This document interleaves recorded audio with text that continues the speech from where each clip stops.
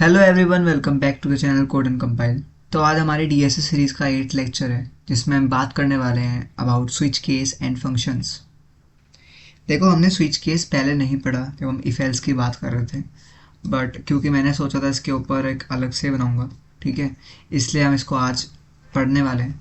और क्यों switch case पढ़ते हैं, क्या नीड पड़ी जब हमारे पास थे कुछ कंडीशनल स्टेटमेंट्स, एंड उसके बाद हम एक one of the most important topics के बारे में पढ़ेंगे जिसको हम बोलते हैं फंक्शंस, क्योंकि ये बहुत ज़्यादा यूज़ होने वाला है तुम्हारे आगे के जर्नी में। एंड ऑल्सो ये बहुत इंपॉर्टेंट होता है, अगर तुम्हें फंक्शंस आता है तो तुम एक अच्छे प्रोग्रामर माने जाते हो। तो हमने लास्ट लेक्चर में काफ़ी कुछ डिस्कस करा था अबाउट आर बिटवाइज ऑपरेटर्स, फिर उससे पहले हमने लूप्स देखी, कंडीशनल स्टेटमेंट देखी। तो आज बात कर लेते हैं और स्टार्ट करते हैं स्विच केस के बारे में, ठीक है। इस वीडियो को, इस लेक्चर को एंड तक देखना, क्योंकि हम बहुत सारे क्वेश्चन प्रैक्टिस करने वाले हैं। पहले ड्राई रन करेंगे, फिर कोड में कन्वर्ट करेंगे। दूसरा, फंक्शंस के हम मल्टीपल क्वेश्चंस करेंगे और तुम्हें बहुत अच्छे अच्छे होमवर्क मिलने वाले हैं, ठीक है। तो जुड़े रहो और देखो अच्छे से बैठ के। देखो, स्विच केस क्या होता है। बेसिकली हमने अभी तक देखा कि वैसे तो ये भी कंडीशनल, वैसे तो ये भी कंट्रोल स्टेटमेंट होता है, ठीक है। जैसे हमारे पास कुछ थे पहले जो हम सीख के आ चुके हैं, लाइक इफ एल्स। देखो, इफ एल्स में क्या होता था, वहाँ पे हमारी जो कंडीशन थी उसके बेस पे हमारा स्टेटमेंट्स एग्जीक्यूट होते थे। अगर ट्रू कंडीशन थी तो कुछ एग्जीक्यूट होता था, अगर कंडीशन फॉल्स थी तो कुछ और एग्जीक्यूट होता था, ठीक है। ये तुम पढ़ के आ चुके हो। उसके अलावा हमारे पास एक इफ एल्स लेटर था, इफ एल्स इफ लेटर, जिसमें हमारे पास मल्टीपल कंडीशंस होती थी। लेट्स से अगर कंडीशन 1 नहीं चली, तो अगर कंडीशन 1 चलती है तो इसके अंदर का कोड एग्जीक्यूट होता था। बट लेट्स से अगर कंडीशन 1 नहीं चली तो हमारे पास एल्स इफ के अंदर सेकंड कंडीशन लिखी होती थी। अगर कंडीशन 2 चल गई तो हमारा कोड, इसके अंदर का कोड एग्जीक्यूट हो जाएगा, वरना फिर नीचे देखेंगे अगर एक और एल्स इफ है तो फिर उसके अंदर की कंडीशन चेक करेंगे। अगर कंडीशन 3 चलती है तो अच्छी बात है, इसके अंदर का कोड एग्जीक्यूट हो जाएगा, उसके अलावा कुछ नहीं चलेगा। बट अगर ये भी फेल हो जाती है, तो अगर इसके अलावा कुछ, इसके बाद कुछ और एल्स इफ है तो उस कंडीशन को चेक करेंगे, वरना एट लास्ट हमारे पास एल्स ब्लॉक होता है। इसका मतलब क्या होता है, अगर कोई सी भी कंडीशन नहीं चली, ना तो इफ़ वाली ब्लॉक की चली, ना एल्स इफ की, ना third else second else if की, तो हमारा बाय डिफ़ॉल्ट एल्स वाला एग्जीक्यूट हो जाएगा। ये था हमारा if else ladder, if else if ladder, जहाँ पे हमने मल्टीपल कंडीशंस को देखा, उसके बेस पे अपना स्टेटमेंट्स एग्जीक्यूट कराए। बट अगर मैं तुमसे एक बात कहूँ कि हमारे पास इसका एक ऑप्टिमाइज्ड वर्जन होता है, हाँ, जो हमारे कोड को ज़्यादा रीडेबल बनाता है, ज़्यादा अंडरस्टैंडेबल बनाता है, जो हमारे कोड को पढ़ता है वो अच्छे से समझ लेता है, ठीक है। मिनिमल एक्सप्रेशंस के साथ हम अपना कोड लिख रहे होते हैं। तो उसी के बारे में आज बात करते हैं, जिसको हम बोलते हैं स्विच केस। स्विच केस क्या होता है, ये एक ऐसा कंट्रोल स्टेटमेंट है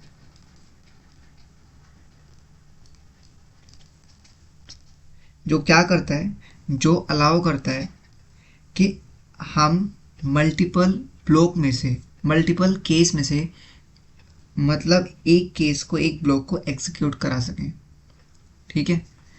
तो ये हमें अलाउ करता है, भी एक तरह का कंट्रोल स्टेटमेंट होता है जो, जिसके अंदर हम एक एक्सप्रेशन पास कर रहे होते हैं और उस एक्सप्रेशन के बेस पे हमारे जो केसेस होते हैं वो एग्जीक्यूट होते हैं। अगर तुम्हें लग रहा है कि हमें कुछ समझ नहीं आ रहा तो वेट करो, मैं तुम्हें सिंटेक्स दिखाता हूँ, उसके बाद कोड करेंगे, तुम्हें समझ में आ जाएगा।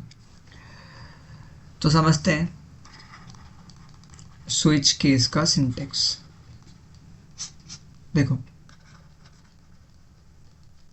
मैंने कहा बहुत सिंपल होता है, ऐसे बात कर लेते हैं। सबसे पहले जो हमारे कीवर्ड है स्विच, वो आता है, ठीक है। यहाँ पे हम कुछ चीज़ें लिखते हैं, बताऊंगा क्यों। सबसे पहले हम यहाँ पे लिख रहे होते हैं अपना एक्सप्रेशन। अब ये एक्सप्रेशन क्या है, देखो, एक्सप्रेशन एक तरह से एक ऐसी वैल्यू है जिसके बेस पे हमारे केसेस एग्जीक्यूट होते हैं। यानी ये ऐसे मान लो, एक ऐसी वैल्यू है जिसके बेस पे हम चेक करेंगे कौन सी कंडीशन ट्रू है। अगर इस वैल्यू के बेस पे जो भी कंडीशन, जो भी केस हमारा ट्रू होगा, उसकी स्टेटमेंट एग्जीक्यूट हो जाते हैं, ठीक है।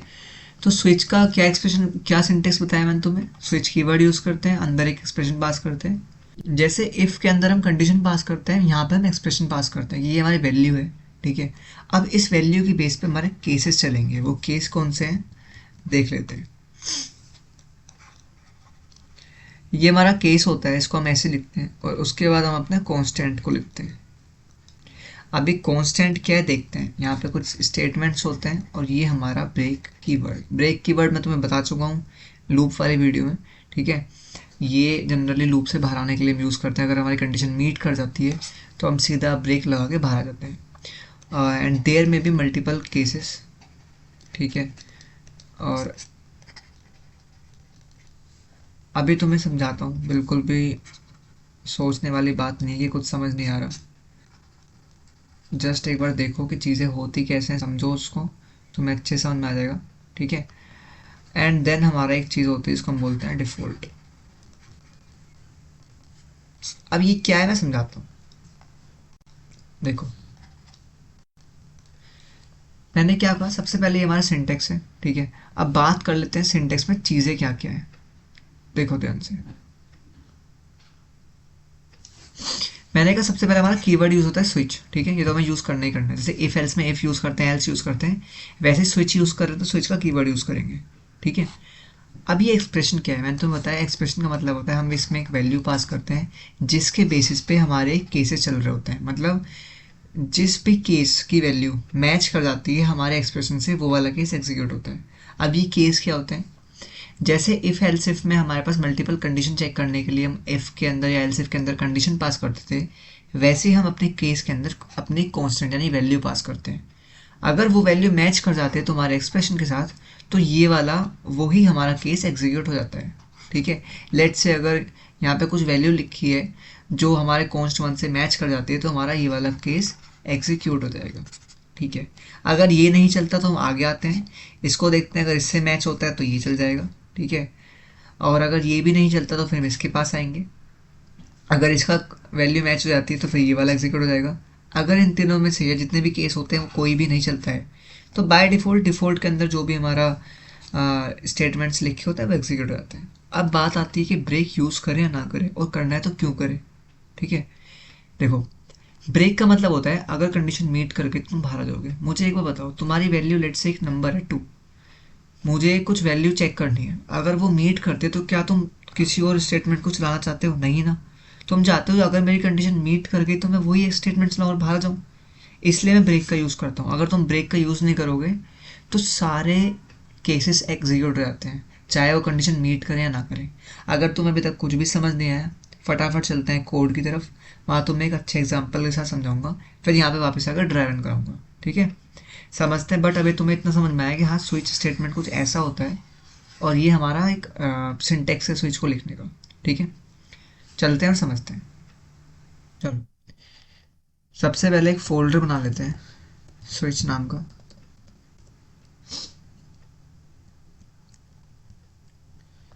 स्विच केस कर लेते हैं इसको और उसके अंदर फाइल बनाते हैं, लेट्स से implementation.cpp। फिर हम अपना बॉयलर प्लेट कोड लिखते हैं, ठीक है।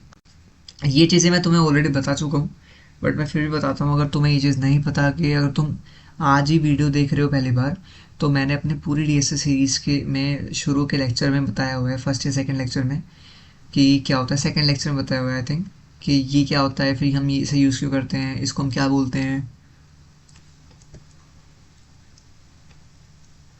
ठीक है।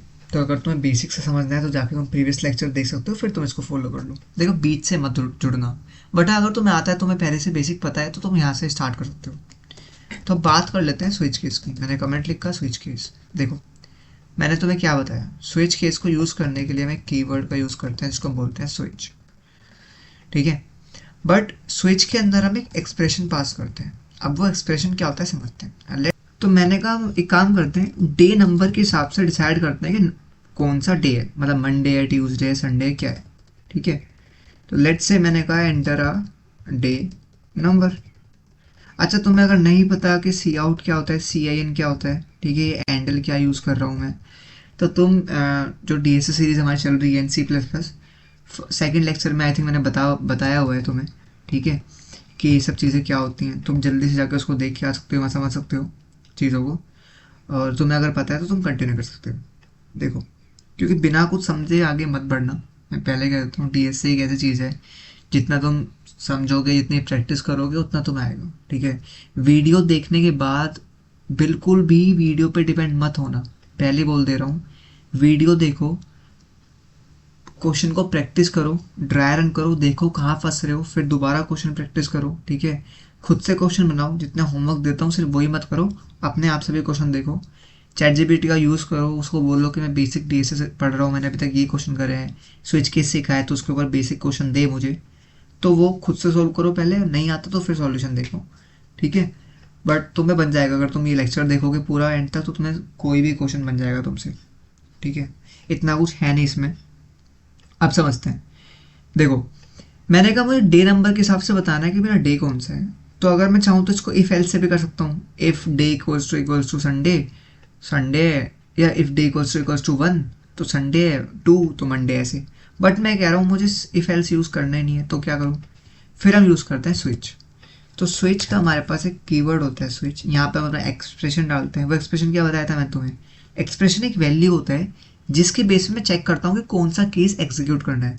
तो वो वैल्यू मेरी ये होता है, ये जो मेरा डेटा है ना, जो मैं लेके आ रहा हूँ डे नंबर, इसको मैं एक्सप्रेशन बोलता हूँ, केस वैल्यू के बेस पे। मैंने कहा अगर वो वैल्यू 1 हुई तो तुम्हें प्रिंट करना है संडे। ठीक है, एंडल। देन हमारा एक आता है ब्रेक, आता है ब्रेक। ठीक है, केस 2 से आउट मंडे, ब्रेक केस 3 से आउट ट्यूसडे। ठीक है, यानी समझ में आ रहा है कि हमें क्या करना है? केसेस लिखने हैं, जो भी केस की वैल्यू, ये जो कांस्टेंट है, इसकी वैल्यू मैच करेगी हमारे एक्सप्रेशन के साथ, हमारा वो वाला केस एग्जीक्यूट हो जाएगा। और जैसे ब्रेक लिखा है तो हम इस स्विच के बाहर आ जाएंगे एंड दैट्स इट। अगर यहाँ कुछ और लिखा होगा तो वो एग्जीक्यूट होगा, वरना फिर हमारा प्रोग्राम सक्सेसफुली एग्जीक्यूट होकर एंड हो जाएगा। ठीक है, तो लेट्स से भी इतने रखते हैं। मैंने कहा डे की वैल्यू पे डिपेंड करेगा क्या प्रिंट होना है, और लेट्स से अगर 1 2 3 में से कुछ भी नहीं आया, कुछ और वैल्यू आ गई, तो उसे हमारा डिफ़ॉल्ट संभाल रहा होता है। तो हम ये कहेंगे एनी डे। ठीक है, कुछ भी लिख दो, depends on you. I am just explaining to कि कैसे चीज़ें हो रही होती। अब देखो होगा क्या। मैंने प्रोग्राम रन करा, ठीक है, यहाँ पे डॉट .exe फाइल बन जाती है, तुम्हें पता है, मैं तुम्हें ऑलरेडी बता चुका हूँ डॉट .exe फाइल होती क्या है, एग्जीक्यूटेबल फाइल होती है। अब ध्यान से देखो, मैंने क्या कहा था? मैंने कहा था मेरे जो केसेस होते हैं वो हमारे एक्सप्रेशन के हिसाब से चलते हैं। जो भी वैल्यू मेरी एक्सप्रेशन की होगी, अगर वो वैल्यू मैच करती है किसी भी केस से, तो हमारा वही स्टेटमेंट एग्जीक्यूट होता है। लेट से मैंने 1 कहा तो संडे प्रिंट होना चाहिए। सिर्फ संडे क्यों प्रिंट हुआ? अच्छा, दोबारा चलाऊँ, अगर 2 प्रिंट करूँ तो मंडे प्रिंट हुआ, 2 के सामने मंडे लिखा है। अच्छा, अगर अगेन रन कराऊँ, इस बार ट्यूसडे प्रिंट हुआ। अच्छा, अगर मैं कुछ और प्रिंट कराता हूँ, लेट्स से 4 एनी डे, तो हो क्या रहा है? ध्यान से देखो, तुम्हें समझ में आ गया होगा। जो भी मेरी इस एक्सप्रेशन की वैल्यू है, उसके बेसिस पे मैं अपने केसेस चेक करता हूँ। जिस भी केस की वैल्यू मैच कर जाती है मेरे एक्सप्रेशन से, वो ही मेरा, उसका ही स्टेटमेंट मेरा एग्जीक्यूट हो जाता है। अब क्योंकि मैंने ब्रेक स्टेटमेंट, ब्रेक कीवर्ड लगा रखा है, दैट्स वाई एक केस अगर एग्जीक्यूट होता है उसके बाद ये सारे स्किप हो जाते हैं और मैं बाहर जाता हूँ। क्योंकि ब्रेक का काम यही होता है कि अगर ब्रेक यूज़ हुआ तो वो लूप के बाहर आता है। ठीक है, या तो लूप के बाहर आ जाता है या फिर कंडीशनल से बाहर आ जाता है, समझ में आता है, या हमारे कंट्रोल स्टेटमेंट के बाहर आ जाता है, समझ में आता है। अब देखो, लेट्स से अगर मैं ब्रेक नहीं लगाता तो क्या होता?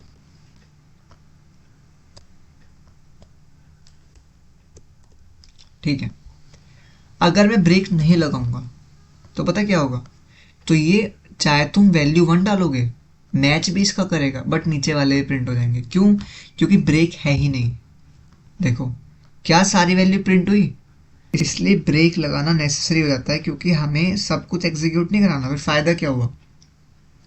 हमें तो हमारे कंडीशन के बेस पे स्टेटमेंट एग्जीक्यूट कराना है। दैट्स वाई ब्रेक लिखना नेसेसरी हो जाता है। ठीक है, कि अगर तुम्हारा केस मैच करता है, केस की वैल्यू मैच करती है तुम्हारे एक्सप्रेशन के साथ, तो वो वाला स्टेटमेंट एग्जीक्यूट करा लो। आई होप तुम्हें समझ में आया होगा। अभी मैं तुम्हें कुछ और चीज़ समझानी है, तो चलते हैं अपने नोटपैड पे। अब ध्यान से देखो, हमने बात कर ली स्विच कीवर्ड की, एक्सप्रेशन क्या होता है, इसके बेस पे हमारे केसेस चेक हो रहे होते हैं। जो भी केस का कांस्टेंट की वैल्यू मैच कर जाती है एक्सप्रेशन के साथ, मेरा वो वाला स्टेटमेंट एग्जीक्यूट होता है। ब्रेक यूज होते ही हम इसके बाहर आ जाते हैं एंड देन प्रोग्राम एग्जीक्यूट हो जाता है। That's it. बट अभी कांस्टेंट की वैल्यू हम क्या क्या रख सकते हैं? तो हमेशा याद रखना, एक कांस्टेंट की वैल्यू या तो इंटीजर हो सकती है या फिर कैरेक्टर, मतलब 1 2 3, या फिर एक सिंगल कैरेक्टर। अब वो कैरेक्टर में तुम नंबर यूज़ कर लो, सिंबल यूज़ कर लो, अल्फ़ाबेट यूज़ कर लो, कैपिटल स्मॉल कुछ भी, बट सिंगल कैरेक्टर यूज़ होगा बस। ना तो फ्लोट यूज़ करोगे, ना ही तुम स्ट्रिंग यूज़ कर रहे होगे। स्ट्रिंग क्या होता है? लेट्स से एक से ज़्यादा कैरेक्टर को मैं स्ट्रिंग बोल देता हूँ। ठीक है, सीक्वेंस ऑफ कैरेक्टर्स स्ट्रिंग होते हैं। वैसे तो स्ट्रिंग एक डेटा स्ट्रक्चर है, इसको हम आगे बात करेंगे, बट अभी बस इतना समझो, स्ट्रिंग को मैं सीक्वेंस ऑफ कैरेक्टर बोलता हूँ, यानी एक से ज़्यादा कैरेक्टर जब होते हैं तो उसको स्ट्रिंग बोलते हैं, इन्वर्टेड कोमा के अंदर। ठीक है, अब समझ में आए, ये वाली बात भी समझ में आ गई कि हमें स्विच यूज़ करना है। एक एक्सप्रेशन के बेस पर हमारे केस चेक हो रहे होते हैं, जिस केस की भी कांस्टेंट की वैल्यू मैच कर जाती है एक्सप्रेशन के साथ, तो मैं उसका स्टेटमेंट एग्जीक्यूट करा देता हूँ, ब्रेक यूज़ करके बाहर आ जाता हूँ। दैट्स इट, हमने कोड भी कर लिया। ठीक है, तो अब क्या, मैंने कहा एक अच्छा एग्जाम्पल करते हैं, उसके बाद अपने फंक्शन की तरफ चलते हैं। तो हमें क्या करना है, हमें चेक करना है कि हमारा जो अल्फ़ाबेट है वो वोवल है या फिर कॉन्सोनेंट है। ठीक है, हमें पता है जो मेरे वोवल्स होते हैं वो ए, ई, आई, देन ओ, और बस ये 5 होते हैं, ए आई ओ यू। इसके अलावा बाकी सारे अल्फ़ाबेट क्या होते हैं? कॉन्सोनेंट्स। ठीक है, कैसे करेंगे? मैंने कहा बहुत सिंपल है, चलो समझते हैं।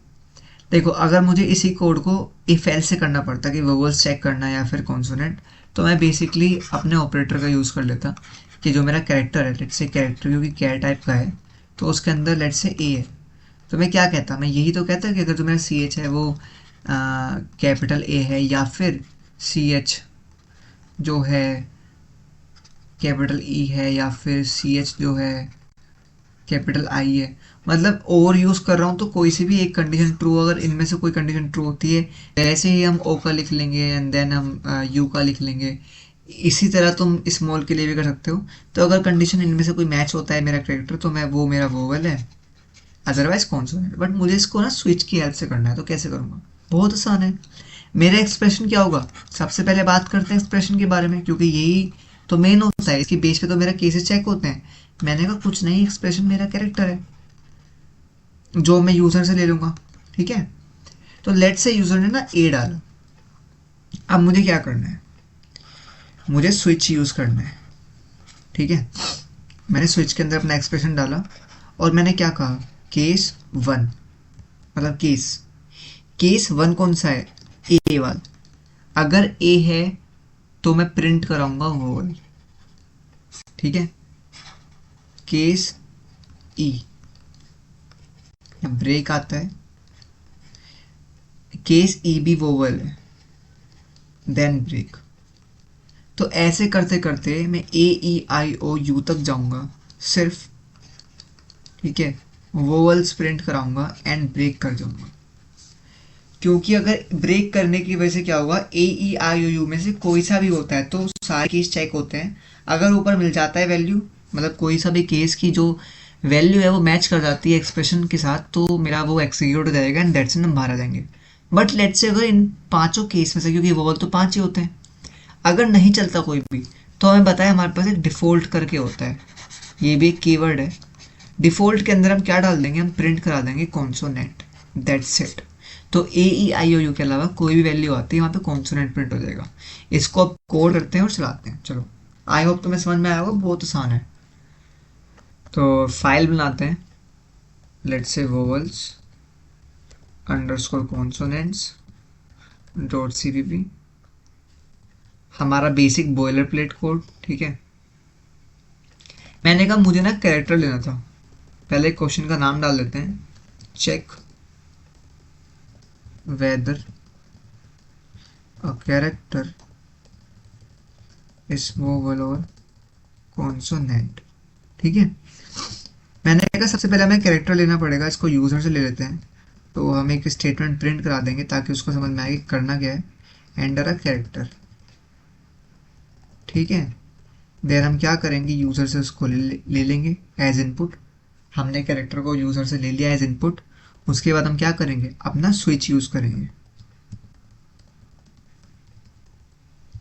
मैंने स्विच कीवर्ड का यूज़ कर लिया। स्विच कीवर्ड के अंदर मैंने अपना एक्सप्रेशन डाला जो कि मेरा सी एच था, इसके अंदर वैल्यू थी। अब इस वैल्यू के बेस पे मुझे अपने कंडीशन यानी केसेस चलाने हैं। तो सबसे पहले हमारा केस आता है ए वाला। इसमें मुझे क्या प्रिंट कराना है, इसमें मुझे प्रिंट कराना है मेरा वोवल,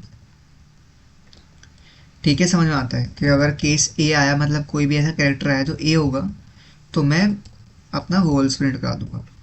उसके अलावा ऐसे ही अगर मेरे 5 केस आते हैं, क्योंकि 5 ही वोवल है, ठीक है। तो लेट्स से अगर मेरे 5 केस आते हैं,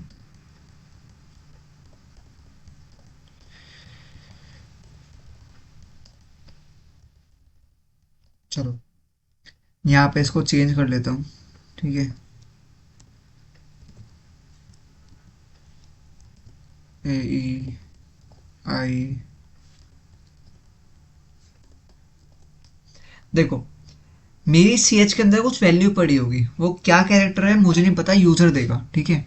बट अगर वो वैल्यू इन किसी भी 5 केस से मैच कर जाती है, आइदर इट्स ए हो, ई हो, आई और यू, इनमें से कोई सी भी हो, तो हमारा वोवल प्रिंट होगा। बट अगर इनके अलावा कुछ और होता है, ठीक है, डिफॉल्ट, तो हमारा डिफॉल्ट चलेगा, इसके अंदर हम प्रिंट करा देंगे कॉन्सोनेंट, ठीक है। And that's it. अच्छा एक और बात, अगर तुम्हें स्मॉल के लिए भी करना है तो तुम इसी को लिख सकते हो यहाँ पे, ठीक है। और यहाँ पे हम स्मॉल कर सकते हैं,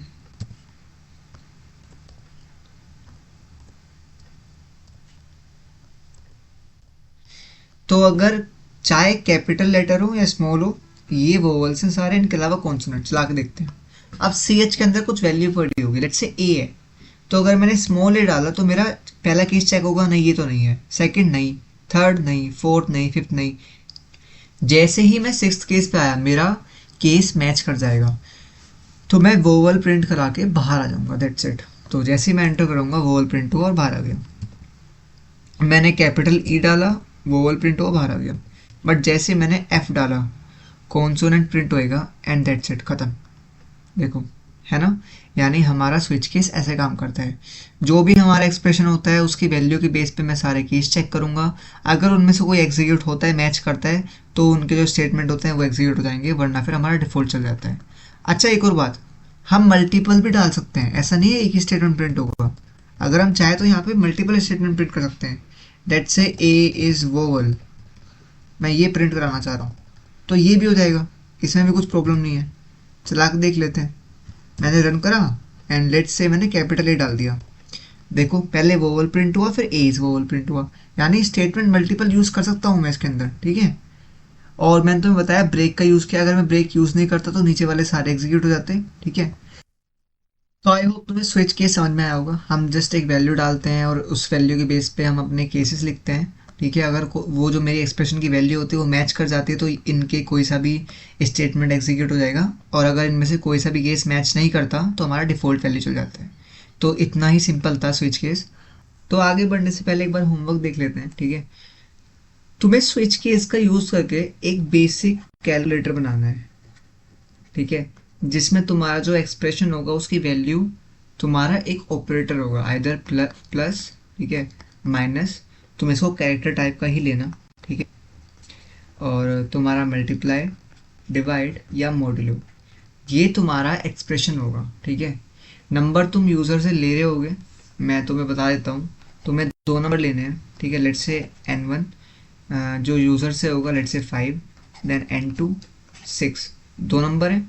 अब जो तुम्हारा ऑपरेटर होगा वो भी तुम्हारा यूज़र से आएगा, जो तुम्हारा एक्सप्रेशन है जिसको तुम कैर टाइप का बनाओगे, ठीक है। प्लस माइनस मल्टीप्लाई डिवाइड या मोड। अब इसके बेस पे तुम्हें केसेस लिखने हैं कि अगर प्लस होगा तो इन 2 नंबर के साथ क्या हो रहा होगा, माइनस होगा तो क्या होगा, मल्टीप्लाई होगा तो क्या होगा, डिवाइड होगा तो क्या होगा, या मॉड्यूल होगा तो क्या होगा, ठीक है। मैंने तुम्हें बताया और हिंट भी दे दिया। अगला क्वेश्चन तुम्हें क्या करना है, तुम्हें एक ग्रेड सिस्टम बनाना है। यानी अगर नंबर 90 होता है तो ग्रेड ए प्रिंट होगा, अगर नंबर 80 होता है तो ग्रेड बी प्रिंट होगा, 70 होता है तो ग्रेड सी प्रिंट होगा। ऐसे करके तुम्हें केसेस बनाने हैं और एक ग्रेड सिस्टम बनाना है। समझ में आता है? ठीक है। अब चलते हैं अपने one of the most important topic की तरफ, जिसको हम बोलते हैं फंक्शंस। अब देखो फंक्शंस क्या होते हैं, और मैं तुम्हें एक चीज़ बताता हूँ, फंक्शन बहुत इंपॉर्टेंट है तुम्हारे लिए समझना। अगर तुम्हें फंक्शन नहीं समझ में आए तुम आगे डीएसए नहीं कर पाओगे, क्योंकि हर एक डेटा स्ट्रक्चर को जब तुम समझोगे तो वहाँ फंक्शन ही क्रिएट कर रहे हो। क्योंकि देखो मेनली फंक्शन करता क्या है, होता है क्या। सबसे पहले बात कर लेते हैं फंक्शन होता क्या। अभी तुम्हें समझा दूंगा मैं क्यों इतना इंपॉर्टेंट कह रहा हूँ मैं उसे, और क्यों हम इसको बार बार यूज़ करेंगे। बट समझते हैं पहले फंक्शन है क्या, ठीक है। चलो फिर, तो बेसिकली फंक्शन का काम, फंक्शन होता क्या है। देखो फंक्शन एक ब्लॉक ऑफ कोड है, ठीक है, जो क्या करता है, जो एक स्पेसिफिक टास्क परफॉर्म करता है।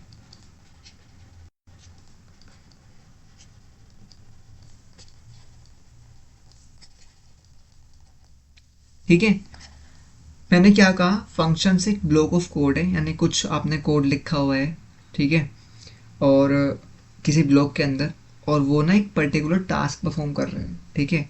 एंड सबसे मेन बात, can be reused multiple times, ये इसका मेन फीचर होता है। हम इसको मल्टीपल टाइम्स रीयूज कर रहे होते हैं, ठीक है। फंक्शन क्या होता है, अगर मैं तुम्हें अपनी लैंग्वेज में बताऊं तो फंक्शन बेसिकली एक ऐसा पार्ट है प्रोग्रामिंग का जिसको यूज करके मेनली हम रीडेबिलिटी, मॉड्यूलैरिटी, रीयूजेबिलिटी, इन फीचर्स को लेके आते हैं अपने कोड के अंदर। और ये बहुत इंपॉर्टेंट होती है रीयूजेबिलिटी एंड मॉड्यूलैरिटी, यानी हम रिडंडेंसी को रिमूव कर देते हैं। अब ये रिडंडेंसी का मतलब क्या होता है, तो रिडंडेंसी का मतलब होता है बेसिकली डुप्लीकेसी, यानी आपने डुप्लीकेट कोड को हटा दिया, ठीक है। इससे होता क्या है, अगर तुम बेसिकली यार एक चीज समझो, तुम्हें एक कोड लिखना है बट तुम्हें उसको ना मल्टीपल वैल्यूज पे टेस्ट करना है, तो क्या तुम उसी लाइन को बार बार लिखोगे? ऐसे तो तुम्हारा अगर कोड 1000 लाइन का है तो कितना बड़ा मैसी लगेगा, है ना। तो फंक्शन यही काम करता है, अगर आपको एक ही काम को बार बार करना है तो आप 1000 लाइन की जगह अब 50 से 100 लाइन के बीच में उसको लिखो, या 5 से 10 भी हो सकती है, ठीक है। और आप उसको जितनी बार यूज कर सकते हो उतनी बार करो, मेरी 10 टाइम्स, 100 टाइम्स, 1000 टाइम्स, जितनी बार भी आपको यूज करना है आप उसको यूज करो, उसको कॉल करो, वो एग्जीक्यूट होगा।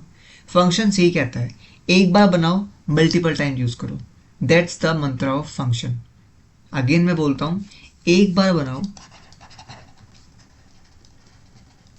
एंड मल्टीपल टाइम्स यूज करो,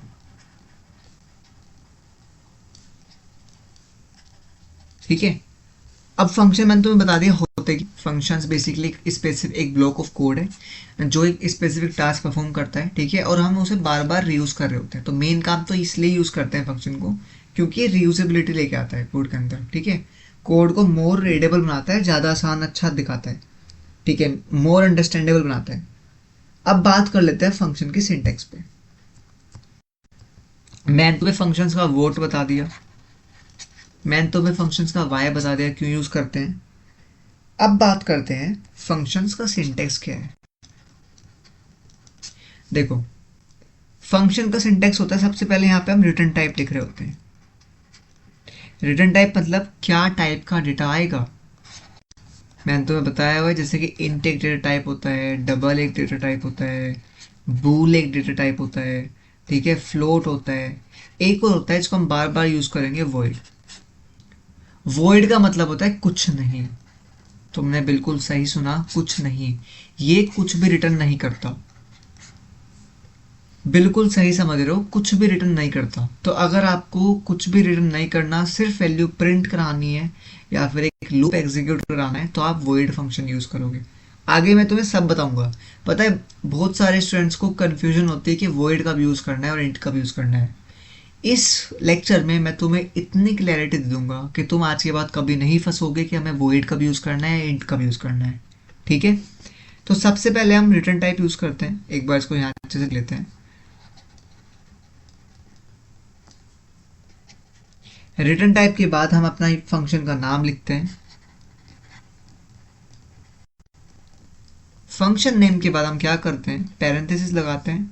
और यहाँ पे या तो हम कुछ भी पास नहीं करते या फिर हम अपने पैरामीटर्स पास करते हैं। अभी पैरामीटर्स क्या होता है समझाता हूँ अभी। और ये हमारी बॉडी होती है फंक्शन की, यानी यहाँ पे हमारे स्टेटमेंट्स एग्जीक्यूट हो रहे होते हैं। ठीक है, तो ये था फंक्शन का सिंटेक्स। मैंने क्या बताया, सबसे पहले रिटर्न टाइप आता है, इंट हो, डबल हो, ठीक है, वॉइड हो, बूल हो यानी बूलियन, कुछ भी हो वो रिटर्न टाइप होगा, किस तरह का डेटा रिटर्न हो रहा होगा। फिर फंक्शन नेम है, अगर पैरामीटर्स हैं तो भी ठीक है, नहीं है तो भी ठीक है, और अंदर आके एग्जीक्यूट होते हैं तुम्हारी बॉडी। अब इसको एक एग्जांपल से समझते हैं। ठीक है, बहुत बेसिक एग्जांपल है, पहले कोड करते हैं फिर इसको समझेंगे। चलो आओ। सबसे पहले अपना एक फोल्डर बना लेते हैं फंक्शंस नाम का।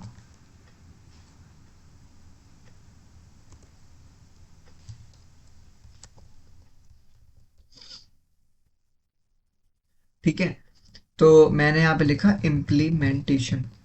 फिर मैंने बेसिक बॉयलर प्लेट कोड लिख लिया। आप समझते हैं फंक्शंस क्या होते हैं। देखो ध्यान से समझो, ये भी हमारा एक फंक्शन है। हाँ, मेन भी हमारा एक फंक्शन होता है। ध्यान से देखो, इसका भी तो रिटर्न टाइप है इंट, उसका नाम एंड देन पैरेंथेसिस और फिर कर्ली ब्रेसेस। यानी यहाँ पे हमारा कुछ ब्लॉक ऑफ कोड लिखा होता है जिसको हम एग्जीक्यूट कर रहे होते हैं, एंड देन हमारा रिटर्न टाइप। ठीक है, क्योंकि इन टाइप का फंक्शन है तो रिटर्न कर रहा होगा कुछ ना कुछ। समझ में आता है। मैंने कहा सबसे पहले कंपाइलर मेरा इसी के पास आता है। ठीक है, अब ना फंक्शन समझते हैं पहले। लेट से फंक्शन यूज क्यों करना है इसको देख लेते हैं। मैंने कहा अगर मुझे कुछ प्रिंट कराना है, लेट से एक नेम प्रिंट कराना है राहुल। ठीक है, ये मैंने एक बार प्रिंट कराया, तुमने कहा ठीक है।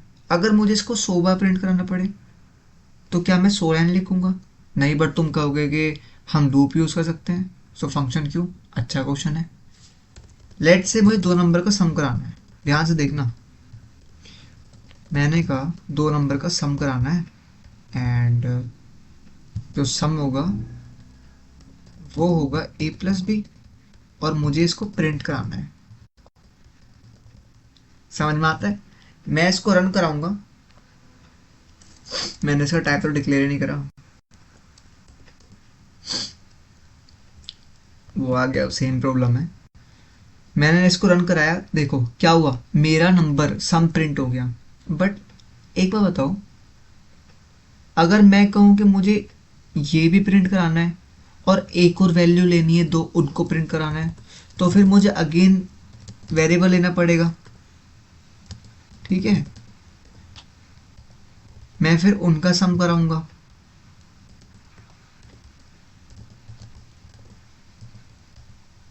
और मैं फिर उनको प्रिंट कराऊंगा। तुमने कहा हाँ बिल्कुल सही कह रहे हो, देखो सम प्रिंट हो गया। मैंने कहा मुझे एक और बार यही काम करना है, सेम काम मुझे दोबारा करना है, तीसरी बार करना है इस बार। ये मेरा ई है, ये मेरा एफ है। ठीक है, और सम के अंदर मैं क्या डाल दूंगा, ई एंड एफ। मुझे सम प्रिंट कराना है, तो इस बार भी मेरा 15 आ जाएगा। ठीक है, मैंने कहा मुझे एक और बार कराना है। तुम कह रहे हो ये क्या कर रहे हो आप, बार बार एक ही कोड को लिखे जा रहे हो, लिखे जा रहे हो, बस वैल्यू चेंज कर रहे हो। मैंने कहा दैट्स वाई हम फंक्शन यूज़ करते हैं, क्योंकि हमारा कोड बल्कि होता जा रहा है, मैसी होता जा रहा है, हम एक काम को बार बार करे जा रहे हैं। यहाँ हम लूप नहीं लगा सकते क्योंकि हमें मल्टीपल वैल्यूज चाहिए, है ना। हम यूज़र के इनपुट के बेस पे आंसर लेके आ रहे हैं, तब हम अपना फंक्शन यूज़ करते हैं। तो हमेशा याद रखना, जब भी तुम्हें लगे कि तुम्हें एक काम बार बार करना पड़ रहा है, तुम हमेशा फंक्शन यूज़ करोगे, एंड इवन लूप को भी फंक्शन के अंदर लिखोगे। कैसे करना है समझते हैं। सबसे पहले बेसिक वॉइड का एग्जांपल समझते हैं। हमारा जो फंक्शन है, तो हम यहाँ लिख लेते हैं type 1 void with no parameters. अभी पैरामीटर्स क्या होता है बताऊंगा, पहले जस्ट बेसिक समझो। मैंने कहा कि से नंबर,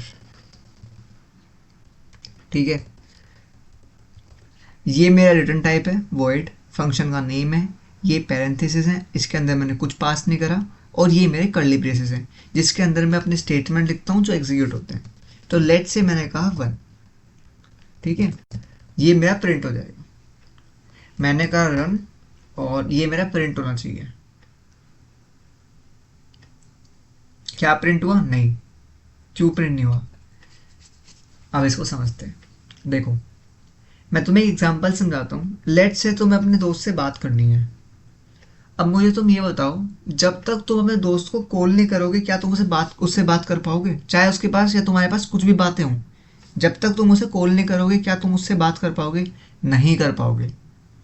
तो बहुत इंपॉर्टेंट हो जाता है अपने दोस्तों को कॉल करना। वैसे ही हम, अगर हमें फंक्शन के अंदर जो स्पेसिफिक कोड लिखा हुआ है, उसको जो टास्क दिया हुआ है वो कराना है उससे, तो हम उसे कॉल करना पड़ेगा कि मुझे वो आउटपुट चाहिए। इसलिए इंपॉर्टेंट होता है फंक्शन को कॉल करना। इसको हम बोल रहे होते हैं फंक्शन डेफिनेशन, ठीक है। एक सेकेंड, इसको हम बोलते हैं फंक्शन डेफिनेशन, ठीक है, समझ में आता है। अच्छा, फिर फंक्शन कॉलिंग क्या होती है? हमेशा याद रखना, फंक्शन कॉल हम मेन के अंदर करते हैं। वैसे तो एक फंक्शन के अंदर भी मल्टीपल फंक्शन कॉल हो सकते हैं, बट अगर मुझे इसको एग्जीक्यूट कराना है तो मैं मेन के अंदर कॉल करूँगा। कैसे करूँगा? क्योंकि ये वॉइड टाइप का है, कुछ भी रिटर्न नहीं कर रहा, तो मैं क्या करूँगा, सिंपली इसको एज इट इज़ लिख दूंगा, एंड दैट्स इट। क्या यहाँ पे कुछ था? नहीं, तो यहाँ पे भी खाली होगा। अभी मैं बताऊंगा इसको क्या बोलते हैं, यहाँ पे क्या पास कर रहे होते हैं, यहाँ पे क्या लिखते हैं, सब बताऊंगा। बस एक चीज़ देखो, जैसे मैं अब रन करता हूँ तो मेरा 1 प्रिंट हो जाएगा। क्या मेरा 1 प्रिंट हुआ? बिल्कुल। यानी तुम्हें फंक्शन समझ में आ चुके हैं। फंक्शंस क्या होते हैं? Functions are a piece of code, यानी block of code which performs a specific task and does something which you are and performs actions when you call it। जब तुम उसे कॉल करोगे तभी वो एक्शन परफॉर्म करेगा जो तुमने उसके अंदर लिखा हुआ है। तो जैसे ही मैंने इसको कॉल करा, उसने प्रिंट कर दिया। ये था मेरा फर्स्ट टाइप। अब बात कर लेते हैं सेकंड टाइप की, टाइप 2 int with parameters। तो अब हम एक क्वेश्चन करते हैं, ठीक है।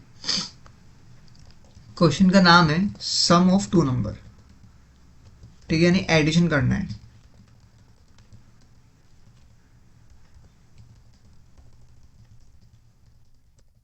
ठीक है, मैंने कहा ठीक है।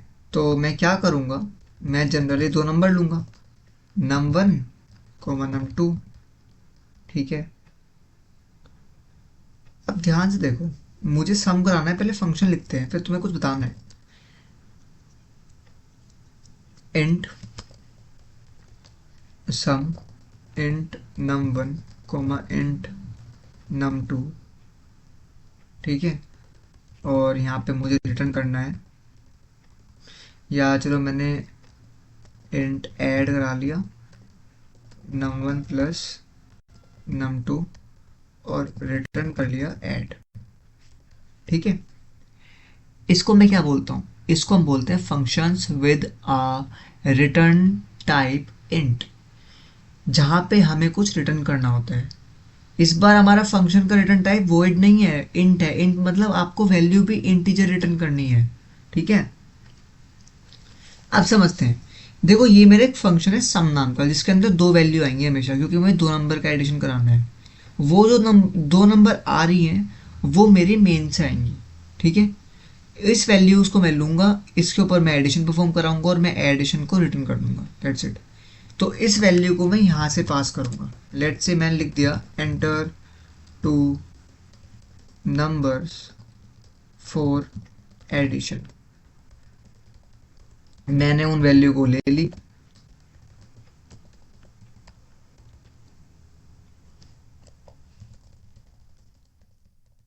अब जो मैं करने जा रहा हूँ वो इंपॉर्टेंट है। मैंने यहाँ पे एक फंक्शन बनाया, ठीक है।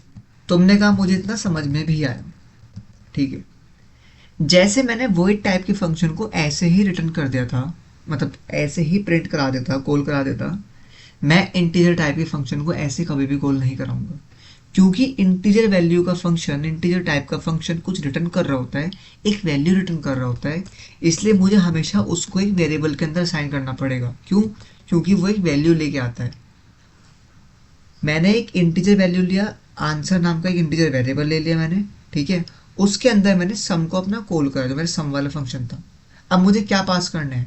जो मैं यहाँ पे पास करता हूँ उनको मैं बोलता हूँ आर्ग्यूमेंट्स। क्या बोलता हूँ? आर्ग्यूमेंट्स।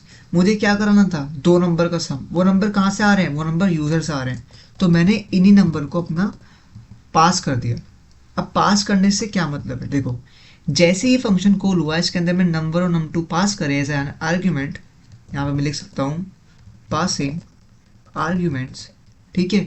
ये आर्ग्यूमेंट यहाँ पे जाएंगे, क्योंकि फंक्शन कॉल हुआ है तो ये यहाँ पे जाएगा। इसके अंदर इंट num1 के अंदर num1 की वैल्यू आ जाएगी एंड num2 के अंदर num2 की वैल्यू। यहाँ पे तुम चाहो तो यहाँ पे अगर तुम चाहो तो नेम चेंज कर सकते हो वेरिएबल के, ऐसा कुछ नहीं होता है, बट कोरिस्पॉन्डिंग वैल्यू जाती है। num1 की वैल्यू n1 के अंदर जाएगी एंड num2 की वैल्यू n2 के अंदर जाएगी। उन दोनों का एडिशन हो जाएगा एंड देन वो वैल्यू रिटर्न हो जाएगी। जैसे ही वो वैल्यू रिटर्न होगी तो सम की जो वैल्यू आई वो आंसर के अंदर स्टोर हो जाएगी और हम इसको प्रिंट करा देंगे। अब ध्यान से देखो, तुम्हारा कॉल होगा, तुमसे दो नंबर मांगे जाएंगे, लेट से 5 एंड 6, 11 आ गया। क्या तुम्हारा सम 11 आया? इसको यहाँ प्रिंट कर लेते हैं एक बार। सम इज, आप कर लेते हैं। अगेन नंबर मांगे उसने 1 2 3 आना चाहिए, ठीक है। अगेन 4 5 9 आना चाहिए। अगेन 9 10 19 आना चाहिए। तुमने एक चीज नोटिस करी, मैं लगातार रन करे जा रहा हूँ और वैल्यू चेंज करे जा रहा हूँ और मेरा आंसर उस वैल्यू के बेस पे आ रहा है। इसी को तो फंक्शन बोलते हैं। मैंने एक बार लॉजिक लिखा बस एडिशन का, और मैं बार बार कॉल कर रहा हूँ, बार बार वैल्यू चेंज कर रहा हूँ, उन वैल्यू के बेस पे मेरा आंसर आ रहा है। अब इसको समझते हैं कर कैसे रहे, फिर क्वेश्चन करेंगे, ठीक है। हो क्या रहा है समझते हैं। फिर मैं फिर समझा देता हूँ। फंक्शंस एक तरह का ऐसे बॉक्स या कंटेनर मान लो, ठीक है। एक तरह का बॉक्स होता है या फिर कंटेनर होता है जो क्या करता है, जिसको एक वेल डिफाइंड टास्क दिया जाता है कि तुम्हें ये टास्क परफॉर्म करना है, ठीक है। यानी ये कुछ स्पेसिफिक टास्क कर रहा होता है। तो इसका फीचर क्या है फिर? तो इसकी खूबी, एक फीचर है कि ये उस टास्क को रिपीटेडली कर सकता है। यानी जितनी बार तुम इस फंक्शन को कॉल करोगे उतनी बार ही वो सेम टास्क एग्जीक्यूट कराएगा। समझ में आता है? प्रॉब्लम क्या थी हमारी? हमारी प्रॉब्लम थी कि हमारा कोड मैसी हो रहा था। दैट्स वाई हम अपना सॉल्यूशन लाए, एक फंक्शन जो क्या करता है, एक ही काम को बार बार करा सकता है। हम उसमें वैल्यू भी चेंज कर सकते हैं, मल्टीपल टाइम उसे कॉल कर सकते हैं, इतनी बार मैं कॉल करा रहा हूँ। अगर मैं तुम्हें एक अच्छा एग्जांपल दूँ, रियल लाइफ एग्जांपल दूँ, तुमने रिमोट देखा है अपने घर पे? टीवी का रिमोट होता है। तुम्हारे पास स्मार्ट टीवी है, तुम्हारे पास एयर फाइबर या जियो फाइबर लगा हुआ है, ठीक है। अब तुम क्या करते हो? तुम अपना टीवी चलाते हो, रिमोट का बटन चलाते हो, तुम्हें हॉटस्टार पे जाना है, तुम ओके क्लिक करते हो। वो ओके एक बटन है, इसके अंदर एक फंक्शन लिखा हुआ है कि ये क्लिक होगा तो हमें क्या करना है, हमें एंटर करना है उस चीज़ पे जिस पे भी वो होगा, ठीक है। तो हम उस काम को बार बार करते हैं। मैं तुम्हें एक एग्जांपल दे रहा हूँ। जैसे हमारे पास एक बटन होते हैं, मैं जिस बटन को जितनी बार क्लिक करूंगा उतनी बार वो एग्जीक्यूट होगा, तो इसको बोलते हैं फंक्शन। एक बार टास्क लिख दिया, मल्टीपल टाइम आप उसको एग्जीक्यूट करा रहे हो, ठीक है। जैसे हमारा मेन भी एक फंक्शन होता है। मेन का एक रिटर्न टाइप होता है, पैरेंथेसिस होते हैं, यहाँ पे हम क्योंकि इंटीजर तो इसको रिटर्न कर रहे होते हैं, यहाँ पे हम अपनी बॉडी लिखते हैं, मतलब स्टेटमेंट लिखते हैं जो एग्जीक्यूटर होते हैं। सबसे पहले हमारा कंपाइलर मेन के अंदर ही आता है, तो मेन भी हमारा एक फंक्शन होता है। अब समझते हैं अपने कोड को। देखो हमने कोड किया पर तुम्हें भी समझ नहीं आया। लेट्स से मैंने क्या कहा, मैंने कहा मुझे ना एक काम बार बार कराना था, क्या, 2 नंबर का एडिशन। तो मैंने 2 नंबर यूजर से मांगे, यहाँ पे मैंने 2 नंबर यूजर से ले लिए इनपुट एज इनपुट।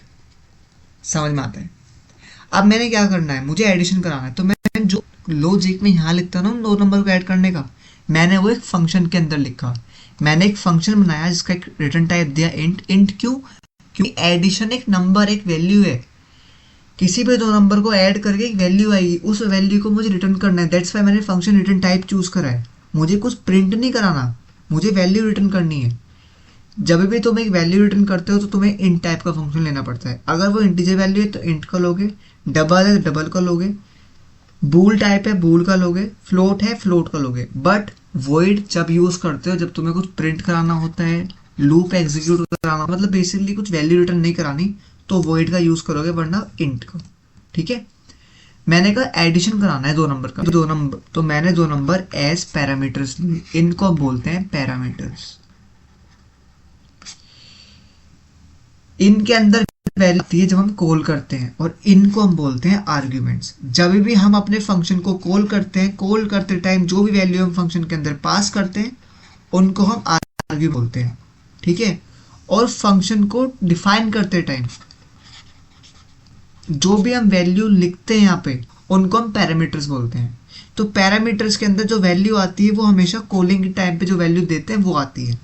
तो num1 जो है वो n1 की, तो जो num1 की वैल्यू n1 के अंदर आ चुकी है और जो num2 की वैल्यू वो n2 के अंदर आ चुकी है। अब मैंने बेसिक एडिशन कराया, उसको रिटर्न कर दिया, तो होगा क्या, लेट्स से अगर नंबर 1 4 होता है, नंबर 2 7 होता है, तो 4 + 7 11, 11 आ चुका है ऐड के अंदर। तुमने उसको रिटर्न कराया।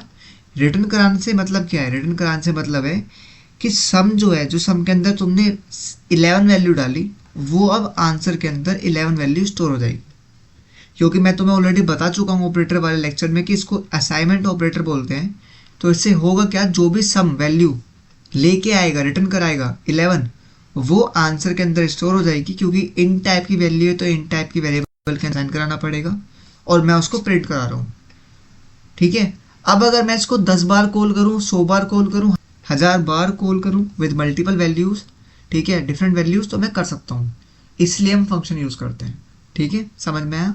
पैरामीटर्स क्या होते हैं, जब भी तुम अपने फंक्शन को डिफाइन करते हो, इसको फंक्शन डेफिनेशन बोलते हैं।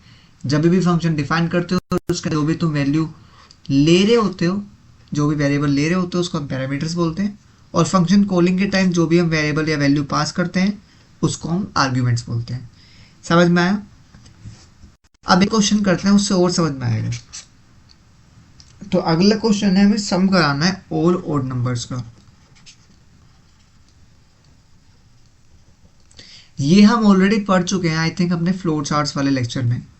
ओड नंबर क्या होता है, मैंने तुम्हें एक फॉर्मूला बताया था। किसी भी नंबर को पता करना है कि वो ओड है या इवन है, क्या यूज करते हैं हम, अपना ऑपरेटर यूज करते हैं।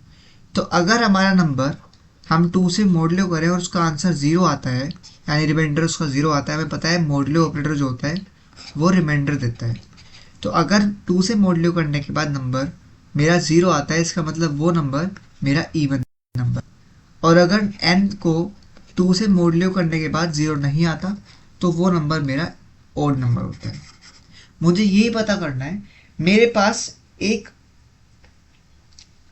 n होगा, लेट्स से 10 है, तो मुझे 1 से लेके 10 तक के जितने भी ओड नंबर आते हैं 1 से 10 के बीच में, इवन इंक्लूडिंग 1 एंड 10, उन सबका एडिशन कराना है। ठीक है। अब देखो अभी तो n 10 है, लेट्स से n 100 था, तो क्या तुम बार बार लूप लिखोगे, बार बार लॉजिक लिखोगे, नहीं ना। दैट्स वाई हम फंक्शन का यूज करेंगे। लॉजिक तुम्हें पता है, हमें बस फंक्शन बनाना है। फटाफट चलते हैं, कोड करते हैं। चलो अपनी नई फाइल बनाते हैं, सम ऑफ ओड .cpp। फाइल का नाम तुम कुछ भी बना सकते हो जो तुम्हें अच्छा लगे, समझ में आए वैसा। मैं हमेशा वैसा नाम बनाता हूँ जो मुझे समझ में आए कि हाँ इसके अंदर ये होगा, जो देख के लगे कि हाँ इसके अंदर क्या हो सकता है, क्या कोड हो सकता है। लेट से मुझे एक नंबर चाहिए, ठीक है, क्योंकि नंबर के बेस पे ही मैं अपना एक सम निकालूंगा उस नंबर तक, ओड नंबर्स का। एंटर अ नंबर, ठीक है, and I will take it from user. अब मुझे क्या करना है, मुझे सम कराना है। देखो अगर मैं वैसे कराता तो मुझे फोर लूप चलाना पड़ता, फोर लूप के अंदर हम कंडीशन लिखते, समझते हैं। चलो मैंने कहा कैसे करेंगे, कैसे करेंगे सम। लेट से मुझे 1 से लेके n तक का जितने भी ओड नंबर आएंगे उनका एडिशन कराना है, ठीक है। तो मैं क्या करूँगा, बेसिकली मैं लूप चलाता हूँ, इतना तो मुझे पता है। आई को स्टार्ट करूँगा, n तक जाएगा, i प्लस प्लस। करना क्या है, अगेन कंडीशनल्स। इफ़, क्योंकि मुझे हर एक नंबर को चेक करना है तो इसलिए मैं i को यूज़ करूँगा। i modular 2 is not equal to 0, मतलब ओड नंबर है।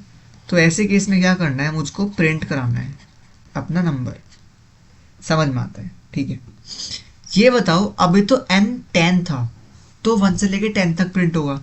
लेट से तुम चाहते हो तो मैं 100 करना है, फिर 1000 को करना है, तो क्या तुम बार बार लूप लिखोगे, हर बार एक नया नंबर लोगे, n n1 n2? नहीं ना, इसलिए हम फंक्शन यूज कर रहे हैं। इस कोड को मैं बस फंक्शन के अंदर लिख दूंगा और बार बार कॉल कराता रहूंगा, नई वैल्यू पास करता रहूंगा। देखो लॉजिक वही रहने वाला है, बस हम उसको, उस लॉजिक को फंक्शन के अंदर है, यानी एक ब्लॉक ऑफ कोड के अंदर लिख रहे हैं ऐसे। और यहाँ पे हम क्या करेंगे, वैल्यू पास करेंगे, लेट से नंबर। तो हमने क्या करा, एक ब्लॉक ऑफ कोड के अंदर अपना लॉजिक लिखा, ठीक है, उसको एग्जीक्यूट कराया, एंड दैट्स इट। क्योंकि ये कुछ रिटर्न नहीं कर रहा है, ध्यान से सुनो मेरी बात, बस मैं अपने नंबर को प्रिंट करा रहा हूँ। क्या मैं कुछ वैल्यू रिटर्न करा रहा हूँ? तुम कहोगे कि नंबर प्रिंट करा तो रहे हैं तो वैल्यू रिटर्न तो होगी नहीं। वैल्यू रिटर्न का मतलब होता है आपने कुछ परफॉर्मेंस, आपने कुछ चीज़ें एग्जीक्यूट कराई, उसके बाद एक आंसर आया, उस आंसर को आपने रिटर्न करा दिया। लेट से एडिशन कराना, ठीक है, सब्ट्रैक्शन हो गया, मल्टीप्लिकेशन हो गया, डिवीजन हो गया, ठीक है, दो नंबर को ऐड करना हो गया, एंड बहुत सारी चीज़ें ऐसी होती हैं जो कुछ रिटर्न कर रही होती हैं। फैक्टोरियल निकालना हो गया, ठीक है, देन तुम्हारा रिवर्स करना हो गया नंबर को। तो इन चीज़ों में हम रिटर्न कर रहे होते हैं, इसलिए इस बार फंक्शन टाइप वॉइड आएगा। वॉइड क्यों आएगा? क्योंकि सिर्फ काउंटिंग करा रहे हैं। प्रिंट कराना इज नॉट समथिंग कि रिटर्न कराना।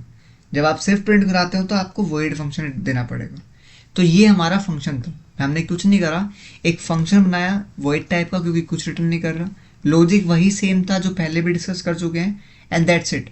अब इसको 10 बार कॉल करो, ठीक है, 1000 बार कॉल करो या 10,000 बार कॉल करो, ये चल जाएगा। फटाफट कर चलते हैं और कोड करते हैं। मैंने कहा मुझे क्या करना है कि नंबर, एक फंक्शन लेना है, तो लेट से ओड नंबर, ठीक है, इसके अंदर मेरा वो n आएगा, ठीक है, तो मैंने वो n ले लिया। n क्या था कि जहाँ तक मुझे अपने ओड नंबर का सम कराना है, इसको ओड सम करते हैं क्योंकि हमें सम कराना है ओड नंबर का, ठीक है। नंबर मेरे पास ऑलरेडी आ चुका है एज अ पैरामीटर, तो इसको हम बोल देते हैं डेफिनेशन। अच्छा, एक फंक्शन डिक्लेरेशन भी होती है by the way. Function declaration कैसे करते हैं हम? फंक्शन का नाम लिखते हैं, पैरामीटर ले लेते हैं, एंड दैट्स इट। इसको बोलते हैं फंक्शन डेफिनेशन, डिक्लेरेशन, ठीक है। अभी एक एरर दे रहा है कि मतलब एक तरह से कुछ दिखा रहा है कि फंक्शन है नहीं। क्यों दिखा रहा है? क्योंकि हमने इसको अब लिखा नहीं है। अगर हम यहीं पे दोबारा लिखें इसको और इसको अब डिफाइन करें तो उसको कुछ दिक्कत नहीं होने वाली।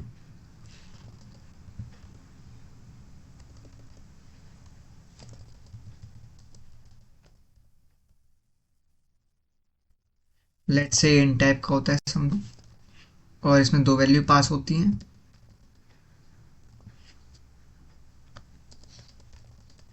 ध्यान से देखो, अब ना कुछ प्रॉब्लम दिखा नहीं रहा। क्यों नहीं दिखा रहा? क्योंकि पहले हमने अपने फंक्शन को डिक्लेयर किया। डिक्लेयर करने का मतलब होता है आप अपने कंपाइलर को बता रहे हो कि इस नाम का फंक्शन है जो तुम्हें जाके एग्जीक्यूट करना है। सबसे पहले कंपाइलर मेन के पास आया होगा, उसने देखा होगा फंक्शन कॉल हो रखा है सम वाला, लेट्स से यहाँ पे सम वाला फंक्शन कॉल हो रखा है जिसके अंदर तुमने 5,6 डाल रखा है।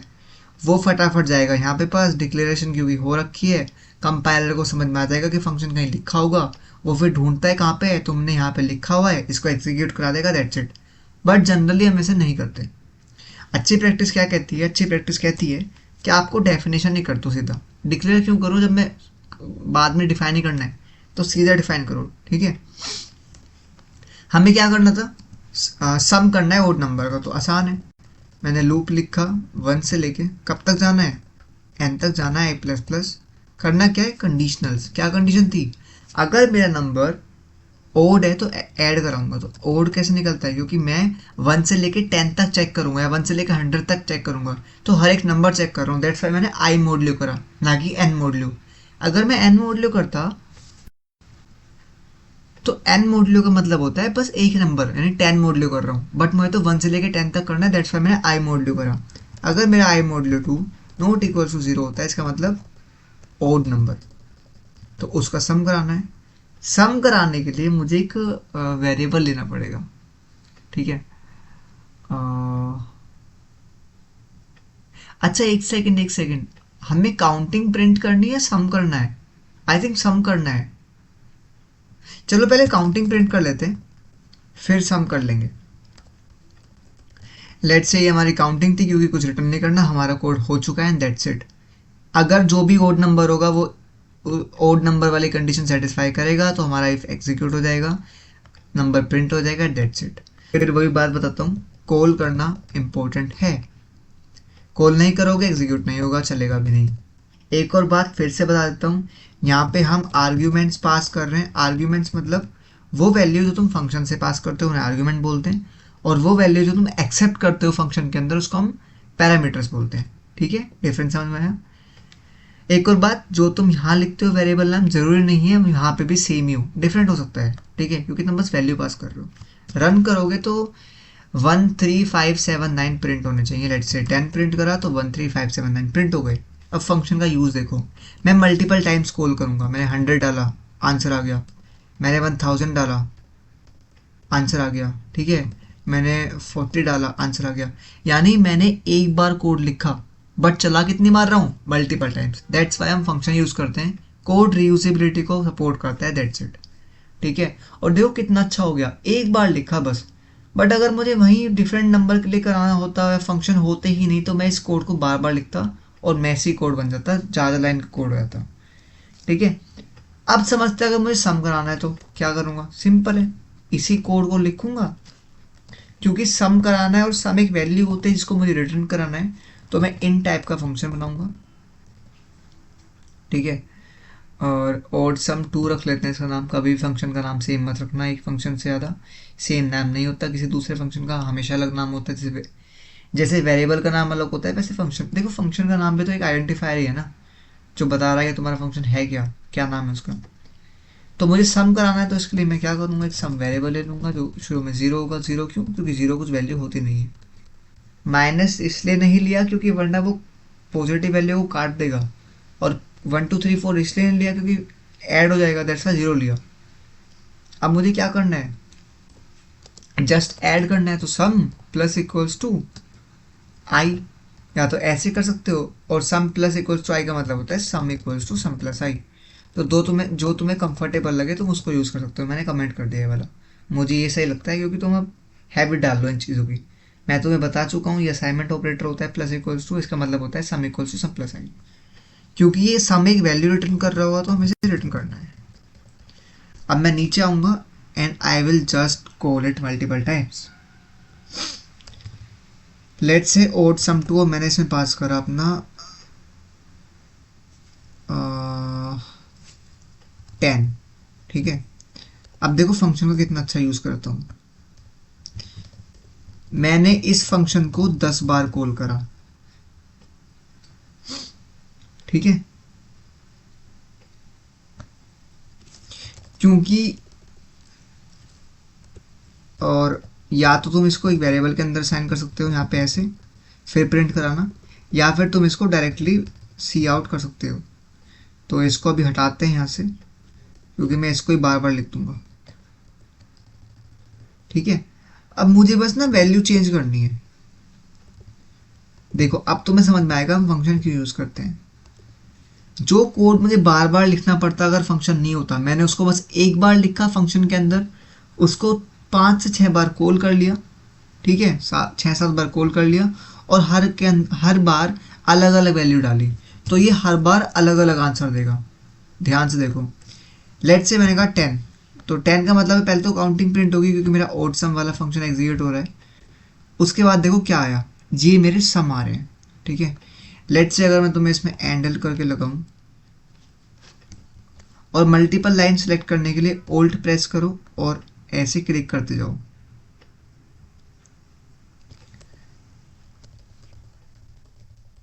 ठीक है, एंडल यूज हो गया। अब रन कराऊंगा, एक नंबर डालूंगा, काउंटिंग प्रिंट होगी। ध्यान से देखो हुआ क्या, सबसे पहले तो मेरी काउंटिंग प्रिंट हुई।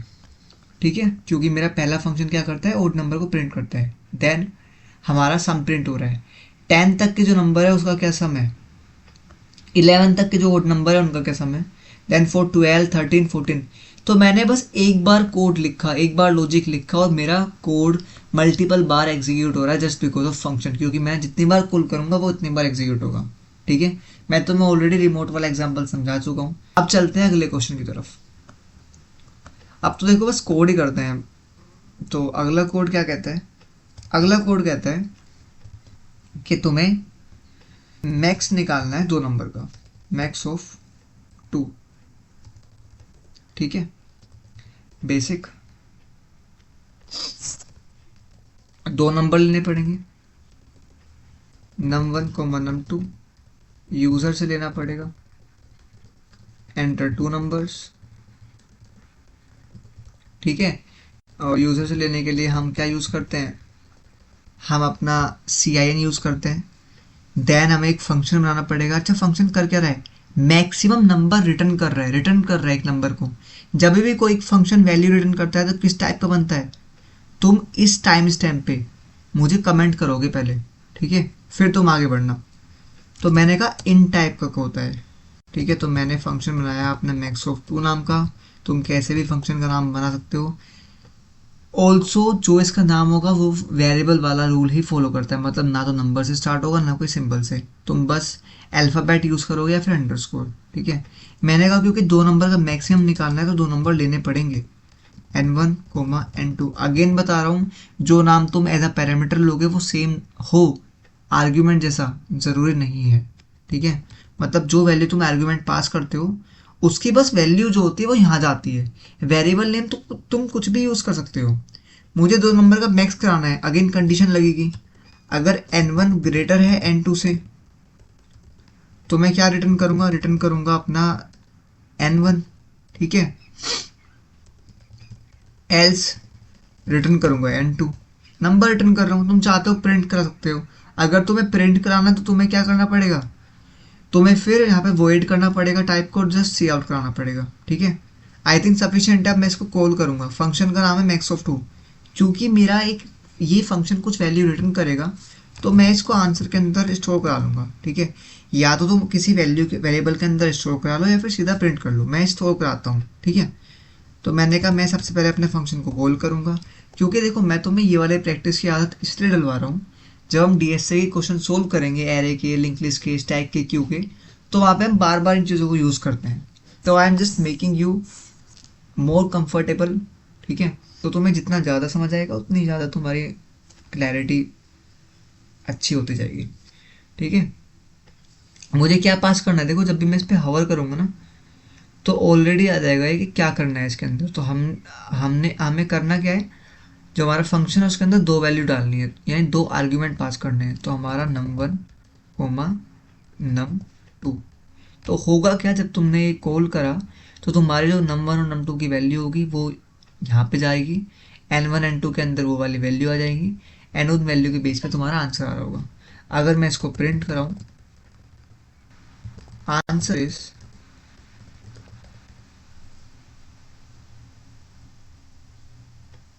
ठीक है,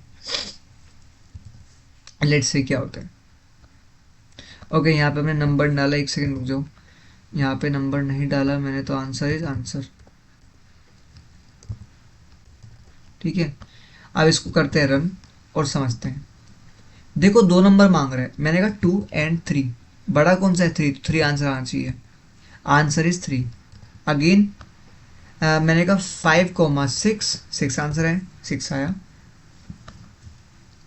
अब मैं अगर इसी चीज़ को बार बार कॉल करूँ तो भी चल जाएगा, ये कोई दिक्कत नहीं है। इसी को तो फंक्शन बोलते हैं कि आप मल्टीपल टाइम्स वैल्यूज़ को चला सकते हो। देखो मैं यहाँ पे वैल्यू पास कर रहा हूँ, मल्टीपल वैल्यू पास करता जाऊँगा मैं, और जितना मेरा मन करेगा मैं उतनी बार उसको कॉल कर सकता हूँ।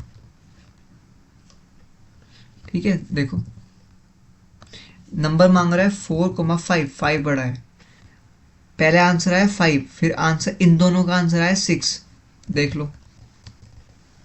ठीक है, फिर इन दोनों का आंसर आया तुम्हारा 7, देन इन दोनों का आंसर आया 8, देन फोर दीज वैल्यू 9, तो हमारा 6, 7, 8, 9 प्रिंट हो गया, ऊपर वाले का आंसर 5 था। ऐसे हमारा मैक्स ऑफ 2 नंबर काम कर रहा होता है। आई होप तुम्हें समझ में आया होगा। हमने कुछ नहीं करा, 2 नंबर लिए इनपुट में यूज़र से, उन 2 नंबर वैल्यू को हमने एज एन आर्ग्यूमेंट पास करा फंक्शन के अंदर जब हम फंक्शन कॉल कर रहे थे। वो वैल्यूज़ जाके पैरामीटर वाले वैल्यूज़ वेरिएबल्स के अंदर जाके स्टोर हो गई हैं, और उन वैल्यू के बेस पे हमने अपने आंसर को, अपने कोड लिखा, वो कोड एग्जीक्यूट हुआ और हमारा वैल्यू रिटर्न हो गई। That's it. ठीक है, अब एक और कोड करते हैं और समझते हैं।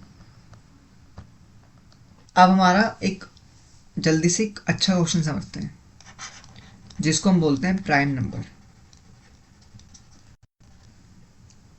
ठीक है,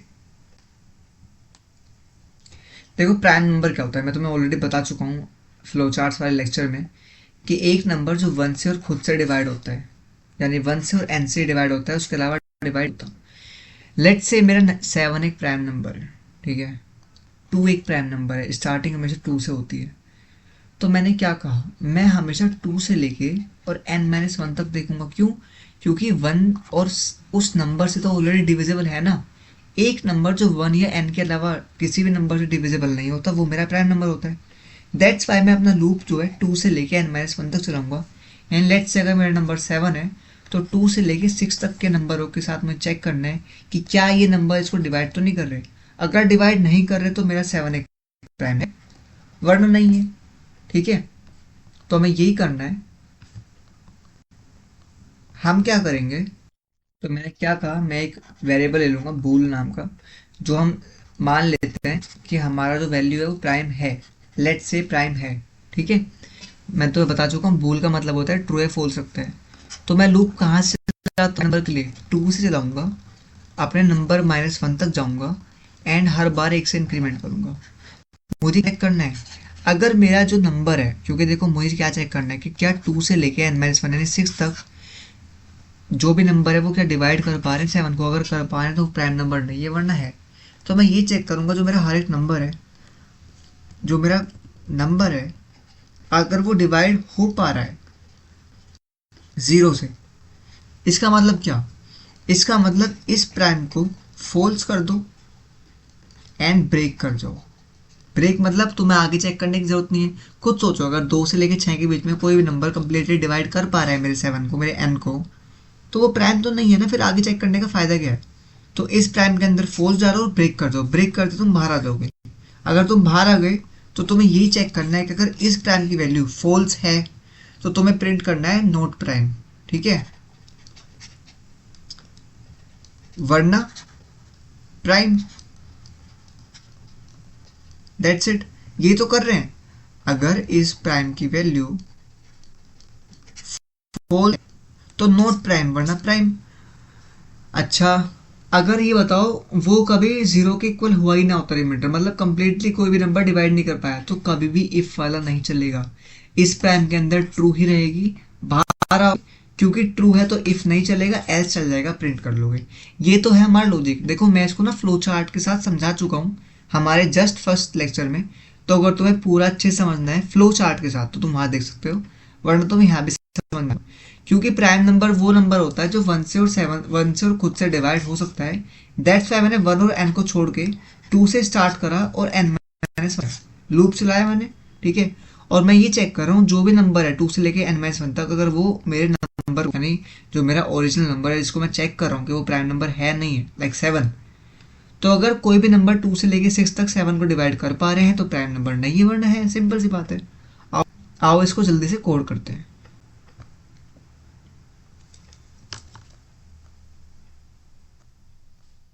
चलो एक फाइल बनाते हैं, prime.cpp। देखो ये सब कोड हम ऑलरेडी कर चुके हैं, मैं तुम्हें दोबारा क्यों करा रहा हूँ, ताकि तुम्हें समझ में आए। पहले हमने बिना फंक्शन की करा, अब हम फंक्शन का यूज करके कर रहे हैं, ठीक है, डिफरेंस है। मैंने कहा मुझे एक नंबर लेना है, ठीक है। नंबर क्यों लेना है? नंबर इसलिए लेना है ताकि मैं पता कर पाऊँ कि वो नंबर प्राइम है या नहीं है। Enter a number to check whether it is prime और नॉट, ठीक है। तो मैं क्या करूँगा, मैं जैसे एक नंबर ले लूँगा यूज़र से, और मुझे क्या करना है, मुझे ये बताना है कि वो प्राइम है या नहीं है, ठीक है। मुझे ये बताओ क्या मैं कुछ रिटर्न कर रहा हूँ? हाँ, या तो मैं कह रहा हूँ कि वो प्राइम है या नहीं है, मतलब ट्रू है फॉल्स, दैट्स इट, ठीक है। तो इसको थोड़ा अच्छे से करते हैं, क्योंकि मैंने तुम्हें बताया था कि हम उसमें बस प्रिंट करेंगे, बट मैं तुम्हें ना एक और तरह का फंक्शन बना के दिखाना चाहता हूँ, बूल टाइप का। तो जो हमने भी कोड किया था बस उससे थोड़ा सा चेंज है कि हम प्रिंट कराने की जगह ट्रू या फॉल्स रिटर्न करेंगे। तो मैंने कहा बूल इज़ प्राइम, या लेट्स से बूल प्राइम मेरा फंक्शन का नाम है, जहाँ पे मैं वेरिएबल को वैल्यू को ले लूँगा, अपने पैरामीटर को एक्सेप्ट कर लूँगा। मैंने तुम्हें क्या बताया था, हम एक वेरिएबल ले लेंगे बूल इज़ प्राइम करके, जो शुरू में ट्रू होगा। ट्रू क्यों रखा है? अगर फॉल्स नहीं होता है थ्रू आउट माई लूप तो फिर ट्रू ही है ना, प्राइम नंबर है, दैट्स इट। मैं लूप चलाऊंगा, हमेशा लूप में चलाता हूँ 2 से लेके i less than equal to n-1 तक। n-1 तक क्यों? क्योंकि एक नंबर जो बस 1 और खुद से डिवाइड होता है और किससे डिवाइड नहीं होता वही प्राइम होता है, दैट्स वाई मैंने 1 और उस नंबर को एक्सक्लूड कर दिया। उनके बीच के वैल्यू से चेक कर रहा हूँ कि क्या उनसे डिवाइड हो पा रहा है। तो मुझे यही करना है, if I n modulo i equals to 0, मतलब प्राइम नहीं है, नॉट प्राइम। तो हम क्या करेंगे, सबसे पहले अपने इस प्राइम की वैल्यू को चेंज करके फॉल्स कर देंगे, और हम कर देंगे ब्रेक। ब्रेक मतलब फ़ायदा नहीं है आगे चेक करने का। और अगर तुम्हारा पूरा लूप एग्जीक्यूट हो गया, इफ़ एग्जीक्यूट ही नहीं हुआ कभी, तो तुम बाहर आओगे और तुम चेक करोगे कि तुम्हारी इस प्राइम की वैल्यू अगर फॉल्स है, ये एग्जीक्यूट हो गया क्योंकि शिफ्ट आर प्रेस हो गया आई थिंक। अगर तुम्हारे इस प्राइम की वैल्यू फॉल्स है तो तुम्हें रिटर्न करना है फॉल्स, क्योंकि बूल टाइप का फंक्शन है इसलिए कुछ रिटर्न कर रहा होगा, ठीक है। Else return true. अच्छा, इसको लिखने का एक और तरीका है, अगर तुमने इफ़ के अंदर आए हो और तुमने फॉल्स रिटर्न कर दिया तो तुम कभी एल्स में आओगे ही नहीं, ठीक है, या नीचे भी नहीं आओगे, तुम रिटर्न करोगे बाहर चले जाओगे फंक्शन से। दैट्स वाई तुम ऐसे भी लिख सकते हो।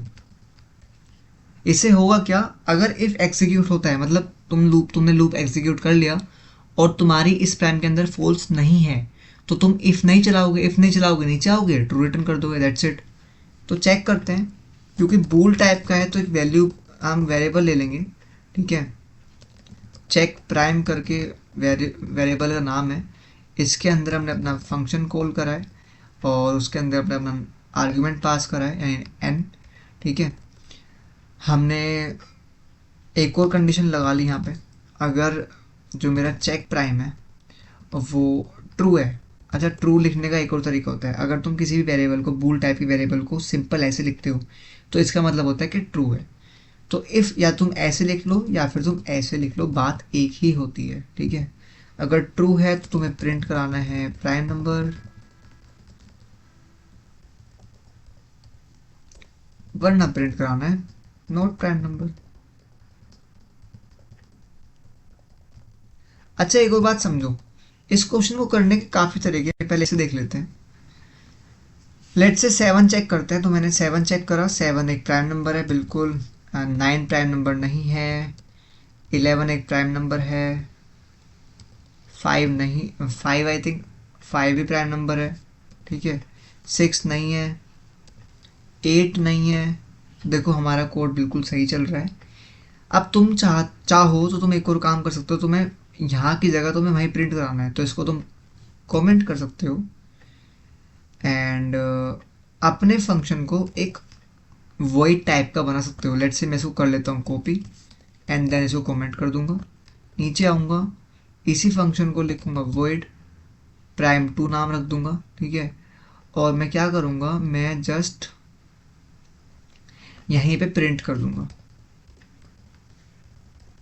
नोट प्राइम, ठीक है।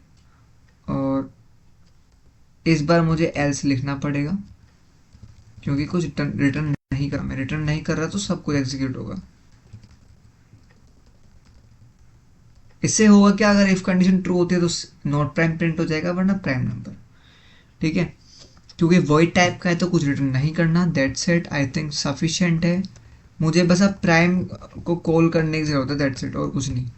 मैं कॉल करूँगा, मेरा नंबर जाएगा, नंबर लेट से 7 है तो प्राइम नंबर आना चाहिए, 9 में नॉट प्राइम आना चाहिए, 11 में प्राइम आना चाहिए, 14 में नॉट प्राइम आना चाहिए, 6 में नॉट प्राइम आना चाहिए। तो यानी हमारा कोड बिल्कुल सही चल रहा है। तो देखो मैंने तुम्हें 2 तरीके बताए लिखने के इसी क्वेश्चन को। अगर तुम चाहते हो ट्रू या फॉल्स रिटर्न हो तो तुम्हें बूल टाइप का बनाना पड़ेगा, तुम चाहते हो सिर्फ प्रिंट हो तो तुम्हें वॉइड टाइप का बनाना पड़ेगा। हमने काफ़ी क्वेश्चन प्रैक्टिस कर लिए हैं फंक्शंस के ऊपर। अब एक लास्ट क्वेश्चन समझते हैं, फिर थोड़ी अच्छी चीज़ें समझेंगे फंक्शंस के बारे में। तो अब हमारा अगला क्वेश्चन है, हमें सम करना है किसी डिजिट्स का, sum of digits, sum digits num dot C B. ये क्या है देखते हैं, पहले इसको समझ के आते हैं फिर कोड करेंगे। चलो आओ।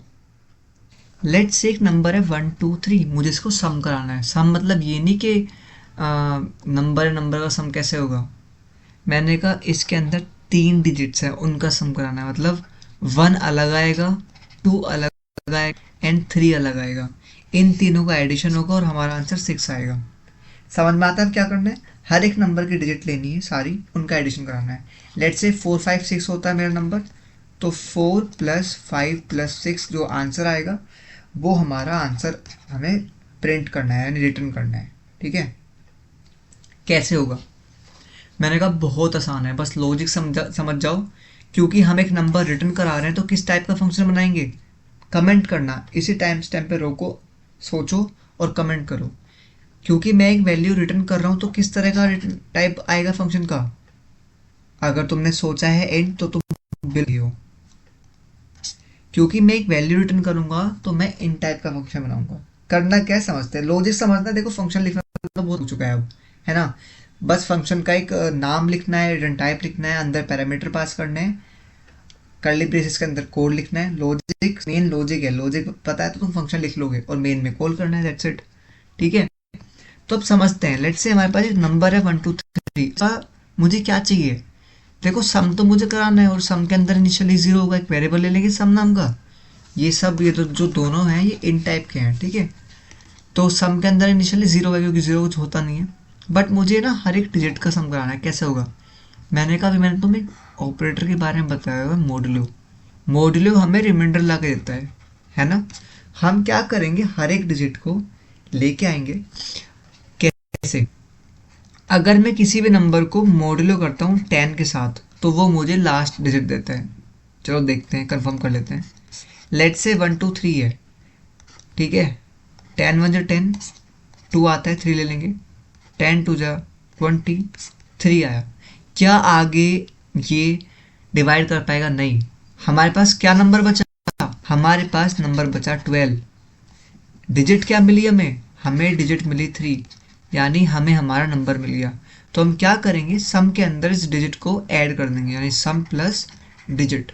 तो इससे होगा क्या, इनिशियली 0 था, 0 + 3 3 आ जाएगा, ठीक है। अगली बार क्योंकि मेरा नंबर 12 है, पर 12 आएगा कैसे, ऐसे तो आएगा नहीं। तो हमेशा हमें क्या करना पड़ता है, अपने नंबर को देना पड़ता है 10 के साथ। 10 के साथ उससे क्या होता है, जब भी मैंने 10 के साथ डिवाइड करा तो मेरा ये क्या बचा था, मेरा नंबर क्या बार 12 बचा था, तो देखो n के अंदर 12 आ जाएगा। अगली बार फिर वही काम करेंगे, हम अपने नंबर का मॉड्यूलो करेंगे 10 के साथ, मतलब 12 का मॉड्यूलो करा है 10, उससे क्या होगा 2 आ जाएगा डिजिट। ठीक है, तो सम के अंदर क्या करेंगे, सम प्लस डिजिट, मतलब 2 + 3 यानी 5, समझ में आता है। और फिर इस नंबर को हम कर देंगे डिवाइड, डिवाइड से क्या होगा, ये खत्म हो जाएगा तो 1 बचेगा। अब मेरे n के पास 1 है, रिमाइंडर निकालो, 1 मॉड्यूलो 10 1 ही आएगा। सम के अंदर क्या होगा, सम प्लस डिजिट, सम प्लस डिजिट, सम के अंदर क्योंकि 5 है तो 5 + 1 6 होता है, सो सम के अंदर आ गया 6, मैंने n को करा n डिवाइड बाई 10, आंसर आएगा 0। जैसे आंसर n 0 हो गया, मुझे रिटर्न कर देना है सम। तो यानी एक चीज समझ में आई, हम 3 से 4 काम कर रहे हैं।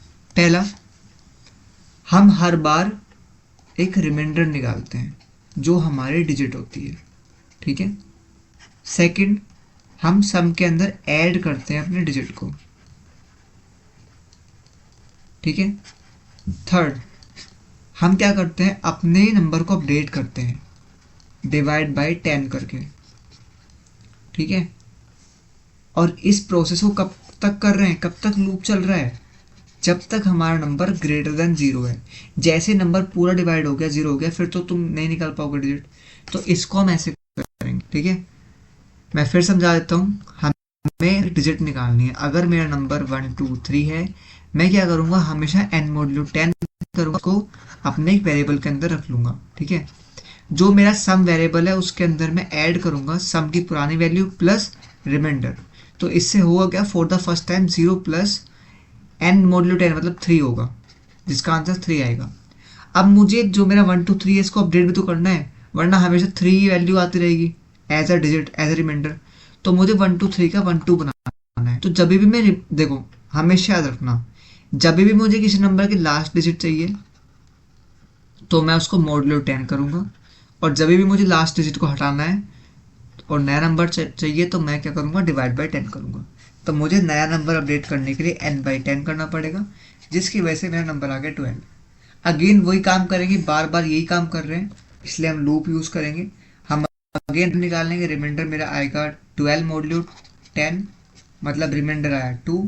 मैं क्या करूँगा, मैं सम के अंदर ऐड करूँगा पुरानी सम की वैल्यू प्लस रिमाइंडर, क्योंकि पुरानी सम की वैल्यू 3 है, तो 3 + रिमाइंडर यानी 2 5 बन जाएगा, ठीक है। नंबर को दोबारा अपडेट करना है, क्योंकि इस बार मेरा n 10 है, 12 है, क्योंकि मुझे 2 हटाना है, तो मैं क्या करूँगा, 10 से डिवाइड कर दूंगा, ठीक है। फिर वही वाला काम करेंगे, रिमाइंडर निकालेंगे, क्योंकि नंबर अभी 0 से बड़ा है। तो रिमाइंडर क्या होता है, रिमाइंडर होता है n मॉड्यूलो 10, मतलब 1 मॉड्यूलो 10 यानी 1 ही होता है। सम में क्या करूँगा, सम में पुरानी value of sum plus reminder, तो पुरानी वैल्यू जो सम की थी वो तो 5 थी, +1 मेरा 6 आंसर आ गया सम के अंदर। n को कर दो अपडेट, अगली वैल्यू चाहिए, बट इस बार ना 1 डिवाइड बाय 10 क्या होगा, 0 हो जाएगा। तो सम के अंदर 6 पड़ा हुआ है, तो जब हम दोबारा आएंगे ना लूप के पास, कंडीशन चेक करेंगे, इस बार बड़ा नहीं है 0 से, कंडीशन फॉल्स, नीचे आओगे और रिटर्न कर दोगे सम को। आई होप तुम्हें समझ में आया होगा। जल्दी चलते हैं, कोड करते हैं, तो हमें वहां और क्लैरिटी मिल जाएगी। चलो, मैंने कहा सबसे पहले मुझे क्या करना है, एक नंबर लेना है, तो यूजर से नंबर मांग लेते हैं।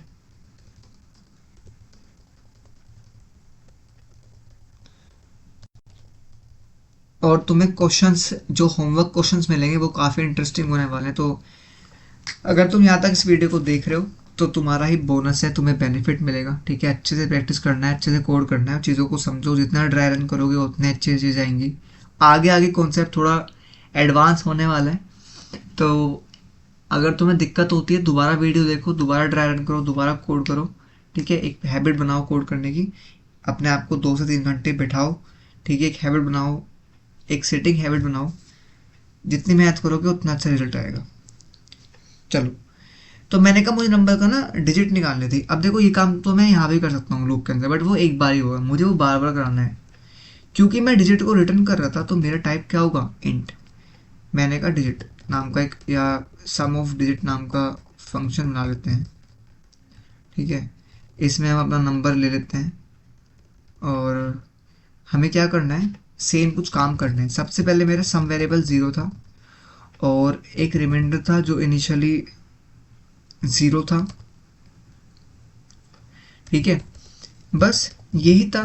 जब तक मेरा नंबर जो है वो 0 से बड़ा है, या हम इसको ऐसे भी लिख सकते हैं कि जब तक नंबर 0 नहीं होता, तो जो तुम्हें सही लगे वो लिख लो, बात एक ही है। कुछ स्टेप करने थे। सबसे पहले हमें रिमाइंडर निकालना है। रिमाइंडर कैसे निकलता है? n मोड़ लियो 10 करके। तो लेट से अगर नंबर 1 2 3 था तो 1 2 3 का मेरे पास 3 आ जाएगा, ठीक है। उसके बाद मुझे क्या करना है, सम के अंदर वैल्यू ऐड करना है। तो sum equals to sum plus reminder. तो इससे क्या होगा, अगर मेरा सम 0 था तो अब वो 0 प्लस 3 हो जाएगा, ठीक है। देन अपने नंबर को अपडेट कर लो। तो नंबर को अपडेट करने के लिए n डिवाइड बाई 10 करते हैं। तो इससे क्या होगा, अगर मेरा नंबर 1 2 3 था तो वो 10 से डिवाइड हो गया, 1 2 बच के होगा, ठीक है। बार बार यही काम होगा। ये मेरा फर्स्ट टाइम है, ठीक है।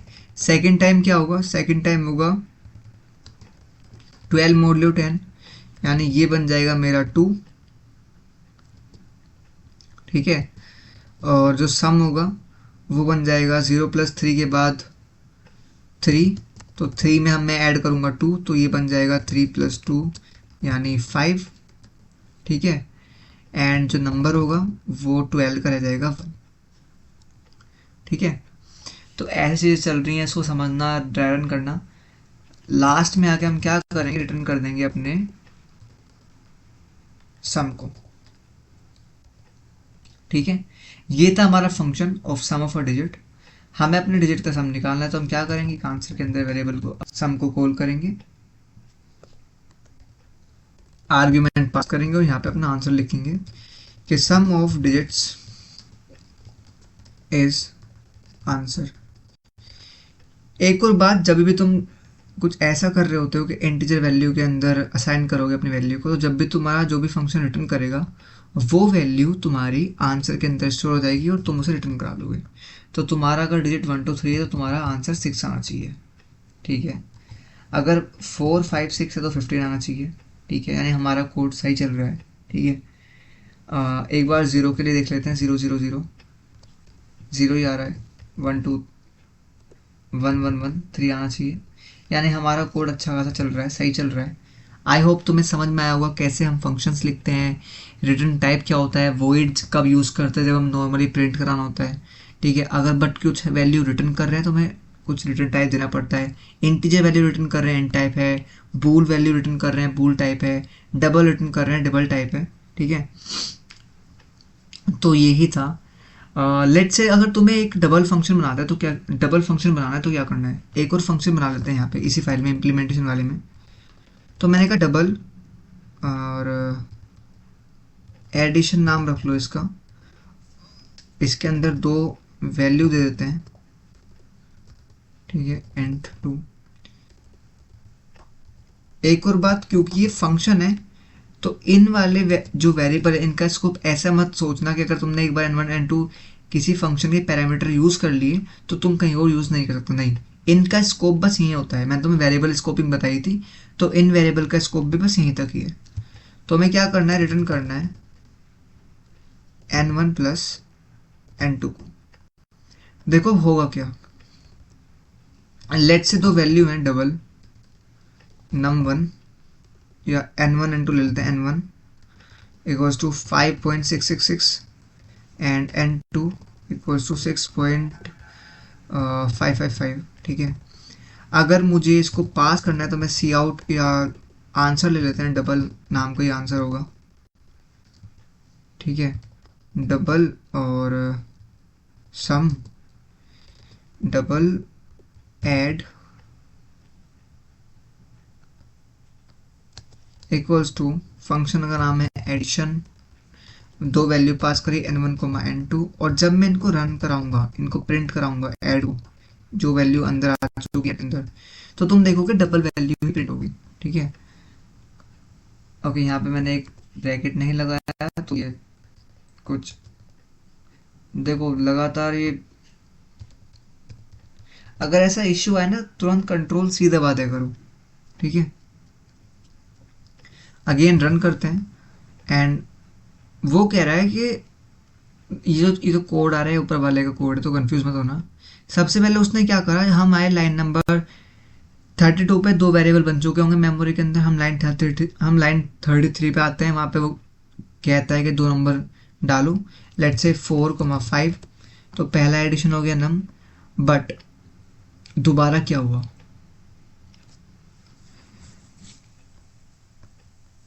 ओके हमने यहाँ पे ना इंट वैल्यू डाल रखी है। हमने यहाँ पे इंट वैल्यू डाल रखी है, दैट्स वाई वो इंट कन्वर्ट हो गया। ठीक है, हर चीज़ सब चीज़ डबल ही करनी है तभी आंसर सही आएगा। अगेन वैल्यू डाल देते हैं 4,5। ध्यान से देखो, पहले 4,5 का तो इंटीजर वैल्यू सम होके आ गया 9, बट जैसे मैंने ये वाला फंक्शन एग्जीक्यूट कराया तो 5.666 प्लस 6.555 मेरा आंसर आता है 12.221। यानी क्योंकि रिटर्न टाइप डबल था और डबल वैल्यू ही रिटर्न हो रही थी, दैट्स वाई मेरा आंसर भी डबल में आया है। तो आई होप तुम्हें फंक्शन समझ में आए होंगे, कैसे कोड करना है, किस तरह का रिटर्न टाइप कब यूज़ करते हैं। जब नॉर्मली कुछ रिटर्न नहीं कर रहे होते, प्रिंट कर रहे होते हैं किसी नंबर को या सीरीज़ को, तो हम वॉइड का यूज़ करते हैं। जब भी हम कुछ वैल्यू रिटर्न कर रहे होते तो हम इन टाइप का, डबल का, बूल का, डिपेंड करता है कौन सा टाइप तुम्हें रिटर्न करना है। अगर तुम्हें ट्रू या फॉल्स करना है तो तुम बूल टाइप का फंक्शन बनाओगे, इंटीजर वैल्यू रिटर्न करनी है तो इंटीजर टाइप का फंक्शन बनाओगे, डबल वैल्यू फ्लोट वैल्यू करनी है तो उनका टाइप का फंक्शन बनाओगे। तो यही था फंक्शंस में। ठीक है, अब समझते हैं फंक्शन कैसे बिहाइंड द सीन कॉल हो रहे होते हैं, और एक और चीज़ समझेंगे, बहुत इंपॉर्टेंट कॉन्सेप्ट है। ठीक है, फिर होमवर्क देखते हैं और चलते हैं। चलो फिर अब बात कर लेते हैं फंक्शन कॉल स्टैक की, कि फंक्शन कॉल स्टैक क्या होता है। देखो सबसे पहले बात कर लेते हैं स्टैक क्या है। देखो मेमोरी ना दो तरह की होती है, एक होती है स्टैक मेमोरी। वैसे तो स्टैक हमारा एक डेटा स्ट्रक्चर होता है, इसको हम आगे पढ़ेंगे, बट इसको हम बोल देते हैं स्टैटिक मेमोरी। ठीक है, एक बार एलोकेट हो जाती है, रन टाइम पे हम चेंज नहीं करते। वहीं पे एक होती है हमारी हीप टाइप की मेमोरी, ये भी डेटा स्ट्रक्चर है। ये जो मेमोरी होती है डायनामिक होती है। अगर तुम्हें कुछ भी समझ नहीं आया तो इसको कंफ्यूज मत होना, बस इतना समझो कि दो तरह की मेमोरी होती हैं, बट फंक्शन में हम स्टैक को यूज़ करेंगे अभी। ठीक है, तो इसको कंफ्यूज मत हो, इसको जब हम हीप डेटा या स्टैक पढ़ेंगे तब ज़्यादा समझ लेंगे। ठीक है, तो कंफ्यूज मत हो। देखो मैंने तुम्हें बताया था, क्योंकि सबसे पहले हमारा मेन फंक्शन एग्जीक्यूट होता है। ठीक है, रिटर्न टाइप होता है लेट्स से इंट। अब ये होगा क्या, सबसे पहले ना हमारा मेन फंक्शन एग्जीक्यूट होता है, और जितना भी कोड इसके अंदर लिखा होता है, लेट्स से कुछ वेरिएबल तुमने बनाया है, उसके अंदर कुछ डेटा है, वो तुम्हारा यहाँ पे ना सारी वैल्यू वो यहाँ पे बन रही होती है, यहाँ पे तुम्हारी स्टोर हो जाती है। ठीक है, लेट्स से तुमने एक फंक्शन कॉल करा, ठीक है, से नेम वाला, इसके अंदर हम पास नहीं किया था पैरामीटर, और वो बस नेम प्रिंट करके दे रहा था। तो होगा क्या, तुम्हारा मेन फंक्शन कॉल होगा पहले, फिर तुम्हारा से नेम फंक्शन कॉल होगा। ठीक है, जैसे ये कॉल होगा तो इसके अंदर जो डेटा है वो तुम्हारा रिटर्न हो जाएगा। अभी तुम्हारे स्टैक के अंदर ये है, बाय द वे स्टैक होता क्या है, स्टैक एक ऐसा डेटा स्ट्रक्चर है जो लीफो ऑर्डर फॉलो करता है, मतलब लास्ट इन फर्स्ट आउट। तुमने ये देखा हुआ है कई बार, स्टैक ऑफ प्लेट्स, मतलब बहुत सारी प्लेट्स एक के ऊपर एक रखी होती हैं, स्टैक ऑफ पत्थर, बहुत सारे पत्थर एक के ऊपर एक रखे होते हैं, या बहुत सारी बुक एक के ऊपर एक रखी होती हैं, उसको हम स्टैक बोल देते हैं। तो तुमने कभी नोटिस कराओ, जो पत्थर सबसे ऊपर होता है वो सबसे पहले निकलता है, तो स्टैक भी यही कहता है, जो चीज़ सबसे ऊपर है, जो चीज़ सबसे बाद में गई है, लास्ट में जो चीज़ है वो सबसे पहले बाहर निकलती है। इसको हम बोलते हैं लास्ट इन फर्स्ट आउट, यानी लीफो ऑर्डर। जो चीज़ सबसे पहले इंसर्ट होगी वो सबसे बाद में निकलेगी, और जो सबसे बाद में इंसर्ट होगी वो सबसे पहले। तो क्योंकि हमारा से नेम लास्ट फंक्शन है जो एग्जीक्यूट हुआ है, ये एग्जीक्यूट हो जाएगा, तो ये ना मेमोरी से, यानी ये तुम्हारे स्टैक से हट जाता है, तो ये तुम्हारे स्टैक से इरेज हो जाएगा। फिर हम यहाँ पे आते हैं, मेन फंक्शन एग्जीक्यूट हो जाएगा, और जो आंसर आएगा वो तुम्हारा प्रिंट हो जाएगा। ठीक है, तो ऐसे तुम्हारा फंक्शन कॉल स्टैक काम कर रहा होता है। मैं फिर बता देता हूँ, फंक्शन कॉल स्टैक हमारा लीफो ऑर्डर फॉलो करता है, क्योंकि इसके अंदर हम स्टैक यूज़ कर रहे हैं। ठीक है, और इसके अंदर होता क्या है, जो भी फंक्शन हम कॉल कर रहे हैं, वो इसके अंदर वन बाय वन आ जाते हैं। ठीक है, जैसे ही हमारा एक फंक्शन कॉल होता है तो वो स्टैक के अंदर बेसिकली एक तरह से कहूँ तो रजिस्टर हो जाता है, और जैसे ही उसका काम खत्म हो जाता है तो वो रिमूव हो जाता है। ठीक है, तो ऐसे हमारा फंक्शन कॉल स्टैक काम कर रहा होता है। ठीक है, तो अगर मैं तुम्हें अच्छे से बताऊँ कि फंक्शन कॉल स्टैक होता है क्या, तो एक बात ध्यान रखो बस। फंक्शन कॉल स्टैक देखो, तो स्टैक क्या है, ये फंक्शन, तो ये फंक्शन कॉल कॉल स्टैक क्या है, तो कॉल स्टैक एक ऐसा स्पेशल है किसके अंदर, मेमोरी के अंदर, जहाँ पे हमारा फंक्शन कॉल्स का ट्रैक होता है कि कौन कौन सी फंक्शन कॉल हुई हैं, कौन कौन से फंक्शन कॉल हुए हैं, उनका सारा ट्रैक होता है, डेटा होता है। ठीक है, कि कौन सा फंक्शन करंटली एग्जीक्यूट हो रहा है और कहाँ रिटर्न करना है जब वो फिनिश हो जाएगा। क्योंकि हमें पता है कि जब सी नेम एग्जीक्यूट हो जाएगा तो यहाँ से हट जाएगा, बट रिटर्न कहाँ करना है, इसको इसको रिटर्न करना है। ठीक है, क्योंकि मेन के जस्ट बाद ये एग्जीक्यूट हुआ था। समझ में आता है? तो जैसे ही एग्जीक्यूट हो जाएगा हम यहाँ से हट जाएंगे, इसको रिमूव करा देंगे, फिर हम मेन के अंदर आएंगे, उसको वहाँ पे आंसर रिटर्न कर देंगे। तो जो भी लास्ट फंक्शन हमारा कोल्ड होता है वो ही फंक्शन सबसे पहले निकल रहा होता है, क्योंकि मैंने तुम्हें बताया स्टैक हमारा लीफ ऑर्डर फॉलो करता है। समझ में आता है? ठीक है, चलो अगर मैं तुम्हें एक और एग्जांपल समझाऊँ अच्छे से, स्टैक है और मल्टीपल फंक्शंस एग्जीक्यूट हो रहे हैं। सबसे पहले मेरा मेन फंक्शन एग्जीक्यूट होता है, उसके बाद लेट से फंक्शन ए एग्जीक्यूट हुआ। ठीक है, फंक्शन ए के अंदर फंक्शन बी एग्जीक्यूट हुआ, फंक्शन बी के अंदर फंक्शन सी एग्जीक्यूट हुआ। समझ रहे हो मैं क्या कह रहा हूँ? लेट से मेन के अंदर तुमने एक फंक्शन कॉल करा, फंक्शन ए। अब तुम गए मेन, कंपाइलर आया होगा मेन के अंदर, उसने देखा फंक्शन ए को एग्जीक्यूट, फंक्शन ए कॉल कर रखा है, उसको एग्जीक्यूट करना है, तो वो जाएगा फंक्शन ए की डेफिनेशन के पास। ठीक है, अब फंक्शन ए के अंदर फंक्शन बी कॉल हो रखा है, तो अब वो जाएगा फंक्शन बी की डेफिनेशन के पास। तो लेट से वो गया फंक्शन बी की डेफिनेशन के पास, तो यहाँ पे फंक्शन बी लिखा हुआ था। ठीक है, फंक्शन बी के अंदर फंक्शन सी कॉल हो रखा है, तो वो गया फंक्शन सी की डेफिनेशन के पास। और फंक्शन सी के अंदर क्या है, फंक्शन सी के अंदर तुम्हारा कोई statement, let's say C print कर दिया मैंने। ठीक है, अब होगा क्या, कंपाइलर आया फंक्शन ए के पास, तो कंपाइलर सबसे पहले कंपाइलर आया मेन के पास, तो मेन रजिस्टर करा लिया, मेन के अंदर ए कॉल हो रहा है तो फंक्शन ए को स्टैक में डाल दिया। फंक्शन ए के अंदर फंक्शन बी कॉल हो रहा है, तो पहले फंक्शन ए एग्जीक्यूट पूरा रिमूव नहीं होगा, पहले बी एग्जीक्यूट होगा। बी के अंदर सी कॉल हो रखा है, फिर सी के पास जाएंगे। अब ध्यान से देखो, सी के पास कुछ लिखा हुआ है, तो ये क्या कराएगा, ये सी कराएगा, इसको रिमूव कराएगा, बी के पास आएगा, बी को रिमूव कराएगा, सी ए के पास आएगा, ए को रिमूव कराएगा, मेन के पास आएगा और तुम्हारा आंसर प्रिंट कर देगा। तो हमारा स्टैक ऐसे काम कर रहा होता है, हमारा फंक्शन कॉल स्टैक है वो ऐसे काम करता है। पहले एक फंक्शन आया, जब उसके अंदर कोई फंक्शन कॉल हुआ हम उसको कॉल करेंगे, अगर उसके अंदर एक और फंक्शन कॉल हुआ, मतलब जब तक फंक्शन कॉल हो रहे हैं मैं उनको स्टैक के अंदर डालता जाऊँगा। जैसे लास्ट फंक्शन एग्जीक्यूट होगा वो रिमूव हो जाएगा, तो जैसे जैसे फंक्शन एग्जीक्यूट हो रहे हैं वो रिमूव तो होते जाएंगे और फाइनली हम वापस से मेन वाली जगह पर आ जाएंगे। ठीक है, समझ में आता है?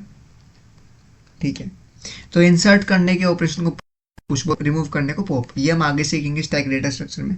अभी बस समझो, आई होप तुम्हें समझ में आया होगा। ठीक है, अब समझ लेते हैं कि इंपॉर्टेंट कॉन्सेप्ट, लास्ट कॉन्सेप्ट इस लेक्चर का, जिसको हम बोलते हैं बाय वैल्यू, और एक और होता है pass by reference. Pass by reference अभी नहीं समझेंगे, पास बाय रेफरेंस जब समझेंगे जब हम पॉइंटर समझ रहे होंगे। आज के लेक्चर के लिए बस तुम्हें पास वैल्यू समझ में आना चाहिए। देखो पास बाय वैल्यू होता क्या है, लेट से तुमने एक फंक्शन कॉल करा सम नाम का, एंड उसके अंदर तुम्हें दो वेरिएबल n1 कोमा n2, ये हम सीख चुके हैं कि हमारा जो मेन फंक्शन होता है, मेन के अंदर हमने एक फंक्शन लिखा था और इसके अंदर हमने दो वैल्यू आता। ठीक है, हमने इसको कॉल कराया और इसको हमने प्रिंट करा दिया। अब जब ये फंक्शन कॉल हो, तो हम अपने फंक्शन के अंदर आएंगे। लेट्स से ये हमारा फंक्शन है सम नाम का, जिसके अंदर हमारे दो पैरामीटर्स हैं n1 कोमा n2, ठीक है। और यहाँ लिखा हुआ है लॉजिक क्या कहता है, लॉजिक कहता है आपको बस रिटर्न कराना है n1 प्लस n2। मुझे एक बात बताओ, तुम्हें क्या लगता है जो वैल्यू तुमने यहाँ पास करी है क्या वही वैल्यू यहाँ जा रही होंगी? बिल्कुल जा, ये इसमें तो कोई दिक्कत भी नहीं है, मैंने तुम्हें बताया था वही वैल्यू प्रिंट हो रही है। बट अगर मैं कुछ चेंज कर दूं इन वैल्यू में यहाँ पे, तो क्या वो यहाँ पे रिफ्लेक्ट करेंगी? अगर तुम कह रहे हो हाँ तो गलत कह रहे हो, नहीं रिफ्लेक्ट नहीं करती। क्यों, बताता हूँ। देखो पास बाय वैल्यू का मतलब होता है जब भी तुम एक आर्ग्यूमेंट पास करते हो अपने फंक्शन कॉलिंग के टाइम पे, तो जो तुम्हारा फंक्शन होता है वो एक कॉपी रिसीव कर रहा होता है इन वैल्यूज। ध्यान से सुनो, एक्चुअल वैल्यू रिसीव नहीं करता, कॉपी रिसीव करता है। मतलब अगर मेमोरी में n1 के अंदर 5 है और n2 के अंदर 6 है, तो जब तुमने एक एज अ आर्ग्यूमेंट पास करा इनको, तो मेमोरी के अंदर एक जगह पे इनके अंदर एक कॉपी जाएगी, ठीक है, एक्चुअल वैल्यू नहीं जा रही है। तो अगर कुछ चेंज तुम फंक्शन के अंदर करोगे इन वेरिएबल के अंदर, तो वो यहाँ पे रिफ्लेक्ट नहीं करेगी। जो ओरिजिनल वैल्यू है वो अनचेंज रहेंगी, ठीक है। कोई भी चेंजेस जो भी हम फंक्शन के अंदर करेंगे वो एक कॉपी की तरह ट्रीट की जाती है, वो ओरिजिनल वैल्यू में रिफ्लेक्ट नहीं करती है। मैं फिर बता रहा हूँ क्यों नहीं करती है, क्योंकि हमने इसको पास बाय वैल्यू करा है, बाय रेफरेंस नहीं करा।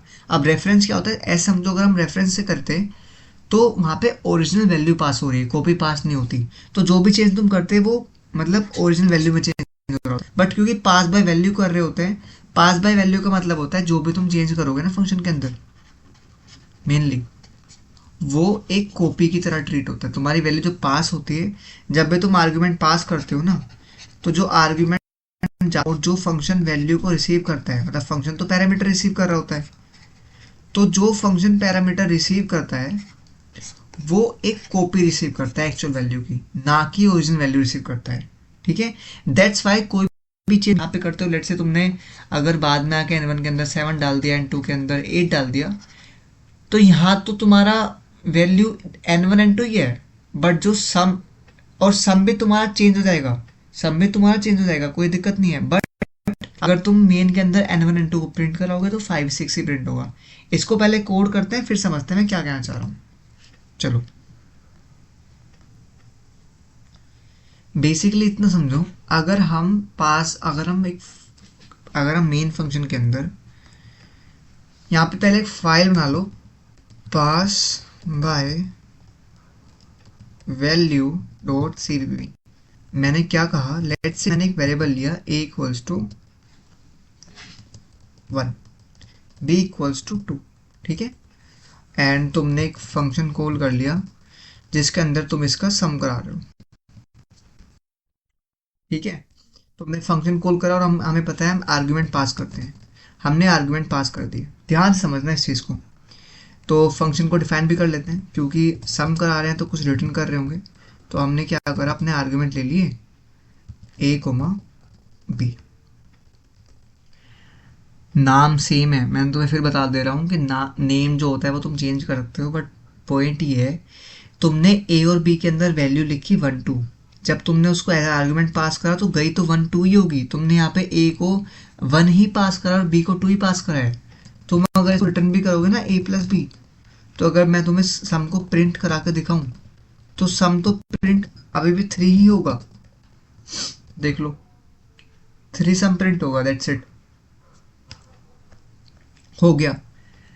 बट अगर मैं वैल्यू के साथ कुछ मैनिपुलेशन कर देता हूँ, लेट्स से मैंने कहा a के अंदर डाल दो 10 एंड b के अंदर डाल दो 20, क्योंकि मैं ऑलरेडी यहाँ पे इनिशियलाइज कर चुका हूँ इनको इंट भी, अब मैं दोबारा इंट लिखने की जरूरत नहीं है, ठीक है। तो इस बार पता सम क्या आएगा, इस बार सम आएगा 30। देख लो, देखो 30 आया, यानी वैल्यू तो चेंज हो रही है, आंसर रिजल्ट तो चेंज हो रहा है। तो फिर आप क्या कह रहे हो जब आंसर चेंज हो रहा है? मैंने कहा जो मैंने आर्ग्यूमेंट पास किए थे उनकी वैल्यू यहाँ तो चेंज हो चुकी है, यहाँ नहीं होगी। देखो मैं प्रिंट करा रहा हूँ अगेन ए एंड बी को।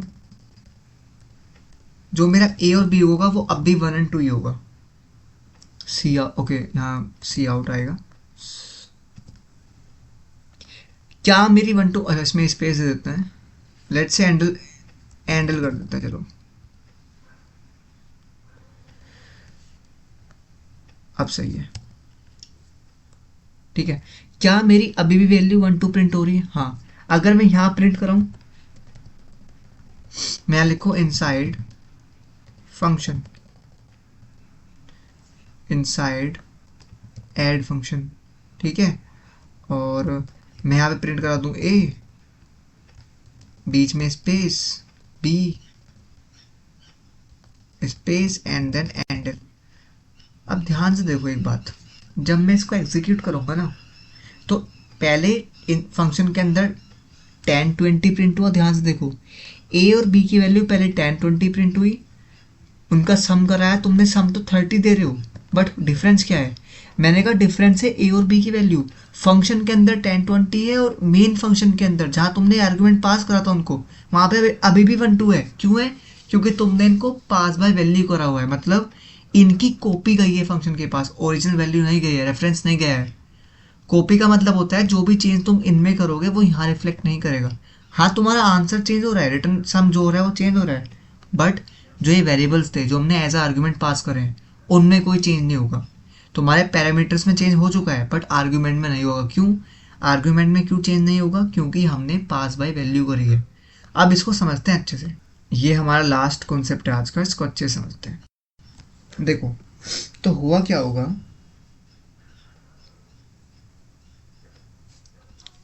फंक्शन कॉल से पहले, बिफोर फंक्शन कॉल, तुम्हारी ए की वैल्यू 1 है, बी की वैल्यू 2 है, और ये तुम्हारे मेन के अंदर है, ठीक है। ठीक है, जो तुम्हारा मेन मेमोरी ब्लॉक है उसमें तुम्हारी ए की वैल्यू 1 है, बी की वैल्यू 2 है। समझ में आता है? जब तुमने फंक्शन कॉल करा,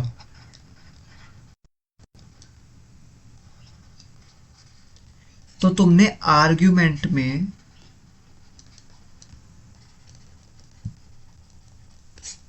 ए को 1 बी को 2 पास करा, ये भी तुम मानते हो।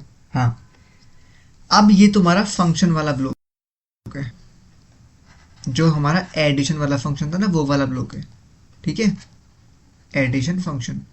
यहाँ पे क्या होगा, ध्यान से देखो, मैंने कहा यहाँ पे होगा क्या, तुमने थोड़ा मैनिपुलेशन कर दिया। लेट से तुमने ए की वैल्यू चेंज कर दी और बी की वैल्यू चेंज कर दी, इससे क्या होगा, सम तो तुम्हारा नया आ जाएगा, सम भी तुम्हारा चेंज होगा,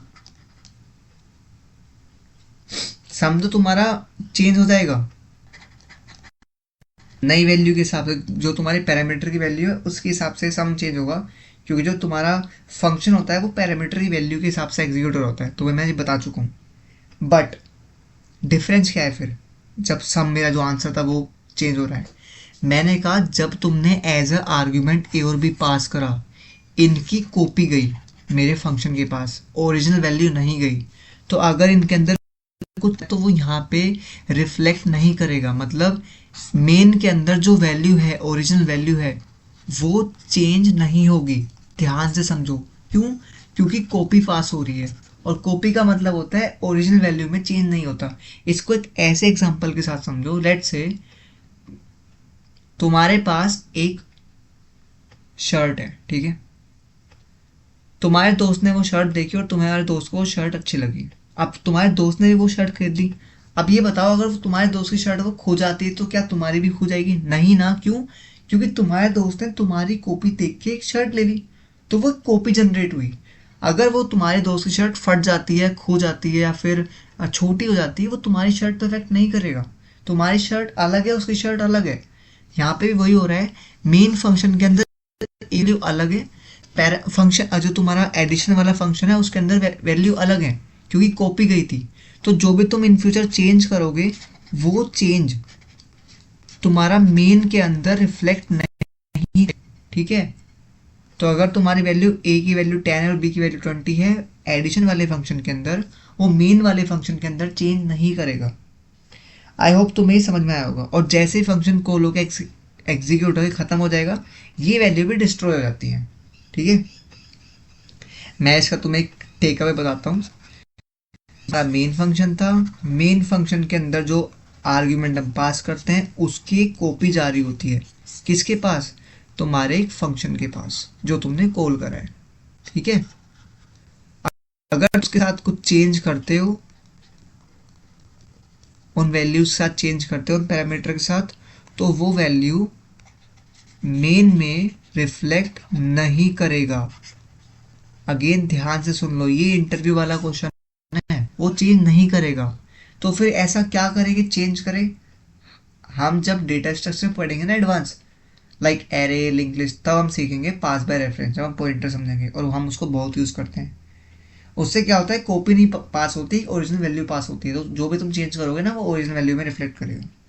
तो ये है तुम्हारा पास बाय वैल्यू, जहाँ पे हम एक कॉपी क्रिएट करते हैं। मेमोरी लोकेशन में लो बन रहे होते हैं। ठीक है, तो जो ओरिजिनल वैल्यू होती है उस पर इफेक्ट नहीं करता। अगर तुम फंक्शन वैल्यू चेंज करते हो तो आर्ग्यूमेंट वाली वैल्यू में, मेन फंक्शन की वैल्यू में चेंज नहीं हो रहा होता। ठीक है, तो यही था हमारा फंक्शंस एंड स्विच केस। अब जल्दी से होमवर्क डिस्कस कर लेते हैं। सबसे पहले तुम्हें क्या करना है, तुम्हें एक फंक्शन लिखना है जो क्या करेगा, जो तुम्हारा या फिर ओड नंबर बताएगा कि कोई नंबर इवन है या ओड है। सेकेंडली, एक ऐसा फंक्शन लिखो जो series of prime number print करेगा। अभी तक तो मैंने तुम्हें बताया था कैसे बताना है, सिर्फ प्राइम ही नहीं है, बट मुझे सारे प्राइम नंबर चाहिए। सारे प्राइम नंबर, हमने एक एन पास करा तो 1 से लेके एन तक कितने नंबर प्राइम नंबर है वो सारे प्रिंट कराओ। तो इसका फंक्शन लिखो, बहुत आसान है। तुम वो बूल वाले चीज़ें मत लिखना और जस्ट सी आउट कराना। फिर तुम्हें एक फंक्शन लिखना है जो क्या, जो मैक्सिमम निकालेगा 3 नंबर्स का। ठीक है, एक और क्वेश्चन दे देता हूं। तुम्हें एक फंक्शन लिखना है जो एरिया ऑफ सर्कल, ये तुम्हारे ऊपर है कि तुम इनपुट में यानी आर्ग्यूमेंट क्या दोगे और एज अ पैरामीटर क्या रिसीव करोगे। ठीक है, अच्छा एक और बात, एक अच्छा क्वेश्चन देता हूँ मैं। ठीक है, ये तो करना करना और इसको भी करना, इसके बारे में हम ऑलरेडी सीख चुके हैं स्विच केस में। तो तुम्हें एक फंक्शन लिखना है। ठीक है, वो फंक्शन क्या करेगा, वो बताएगा कि तुम्हारा एक कैरेक्टर वोवल है या फिर कॉन्सोनेंट है। ठीक है, बेसिक इफ एल्स लग रहा होगा। ठीक है, तुम्हारे पास कुछ ही वोवल्स होते हैं, उनको लिख देना और एक ऑपरेटर यूज होगा जो बताएगा कि या तो यही ट्रू होगा, कोई से भी ट्रू होता है वोवल्स में से तो वो रिटर्न कर देगा, वरना बता देगा कि नहीं है, कॉन्सोनेंट है। तो ये 5 होमवर्क क्वेश्चंस मैं तुम्हें देता हूँ, इनको अच्छे से करना। पहले ड्राई रन करना, मैं फिर बोलता हूँ ड्राई रन मस्ट है। कोड को पहले ड्राई रन करो। ठीक है, जितना तुम ड्राई रन करोगे उसके बाद कोड में कन्वर्ट करना सीखो, लॉजिक बनाओ, फंक्शंस लिखो। आई होप तुम्हें समझ में आया होगा। तो बात कर लेते हैं आज के लेक्चर में हमने क्या क्या डिस्कस करा। तो सबसे पहले हमने स्विच केस डिस्कस करा। ठीक है, स्विच केस के हमने कुछ एग्जांपल्स देखे। उसके बाद हमने तुम्हारे फंक्शंस डिस्कस करें। फंक्शंस में हमने देखा फंक्शंस होते क्या हैं, हम अपने फंक्शंस को क्यों यूज़ करते हैं। ठीक है, उसके बाद फंक्शंस को हमने देखा कि उसके बाद हमने बहुत सारे क्वेश्चंस लगाए, प्रैक्टिस क्वेश्चंस करे। ठीक, उसके बाद हमने फंक्शन कॉल स्टैक के,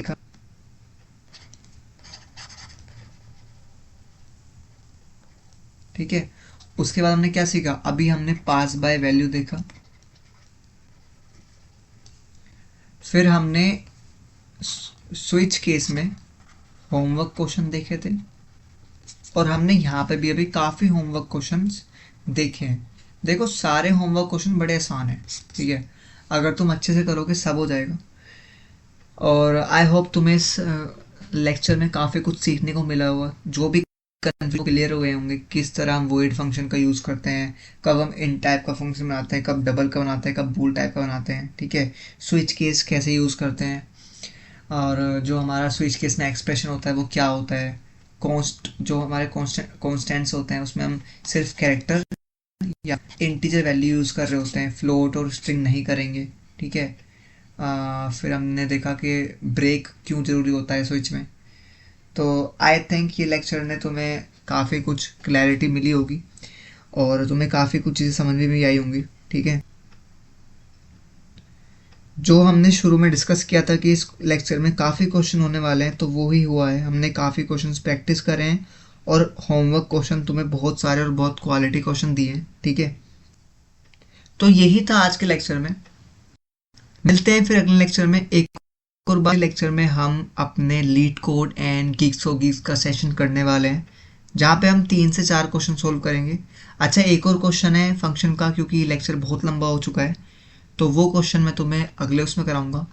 वो है एनसीआर वाला, ठीक है, कैसे हम एनसीआर, ठीक है, तो एनसीआर वाला कैसे हम इसको सोल्व कर रहे होंगे। अगर तुम्हें ट्राई करना है तो इसको तुम ट्राई कर सकते हो, इसको भी चलो होमवर्क में ले लो, बट मैं इसको तुम्हें एक्सप्लेन करूंगा अगले लेक्चर में, ठीक है। और फिर अगले लेक्चर में 2 से 3 हम लीड कोड क्वेश्चन सोल्व कर रहे होंगे और गीक्स फॉर गीक्स पे क्वेश्चन सोल्व करेंगे। तुम्हारी अभी तक आईडी नहीं बनी, आईडी बनवाएंगे और फिर क्वेश्चन सोल्व करेंगे। तो ये लेक्चर जरूर सीखो, क्योंकि वहाँ पे हम फंक्शंस के अंदर कोड कर रहे होंगे, ठीक है। ये लेक्चर बहुत ज़रूरी हो जाता है, बहुत इंपॉर्टेंट हो जाते हैं अगर तुम्हें लीड कोड पे क्वेश्चन सोल्व करने हैं, आगे बढ़ना है डीएसए में। अच्छे से समझना, अच्छे से करना, ठीक है। फिर देखते हैं अगले लेक्चर में, मिलते हैं, ठीक है। तब तक के लिए keep coding, keep pushing, bye.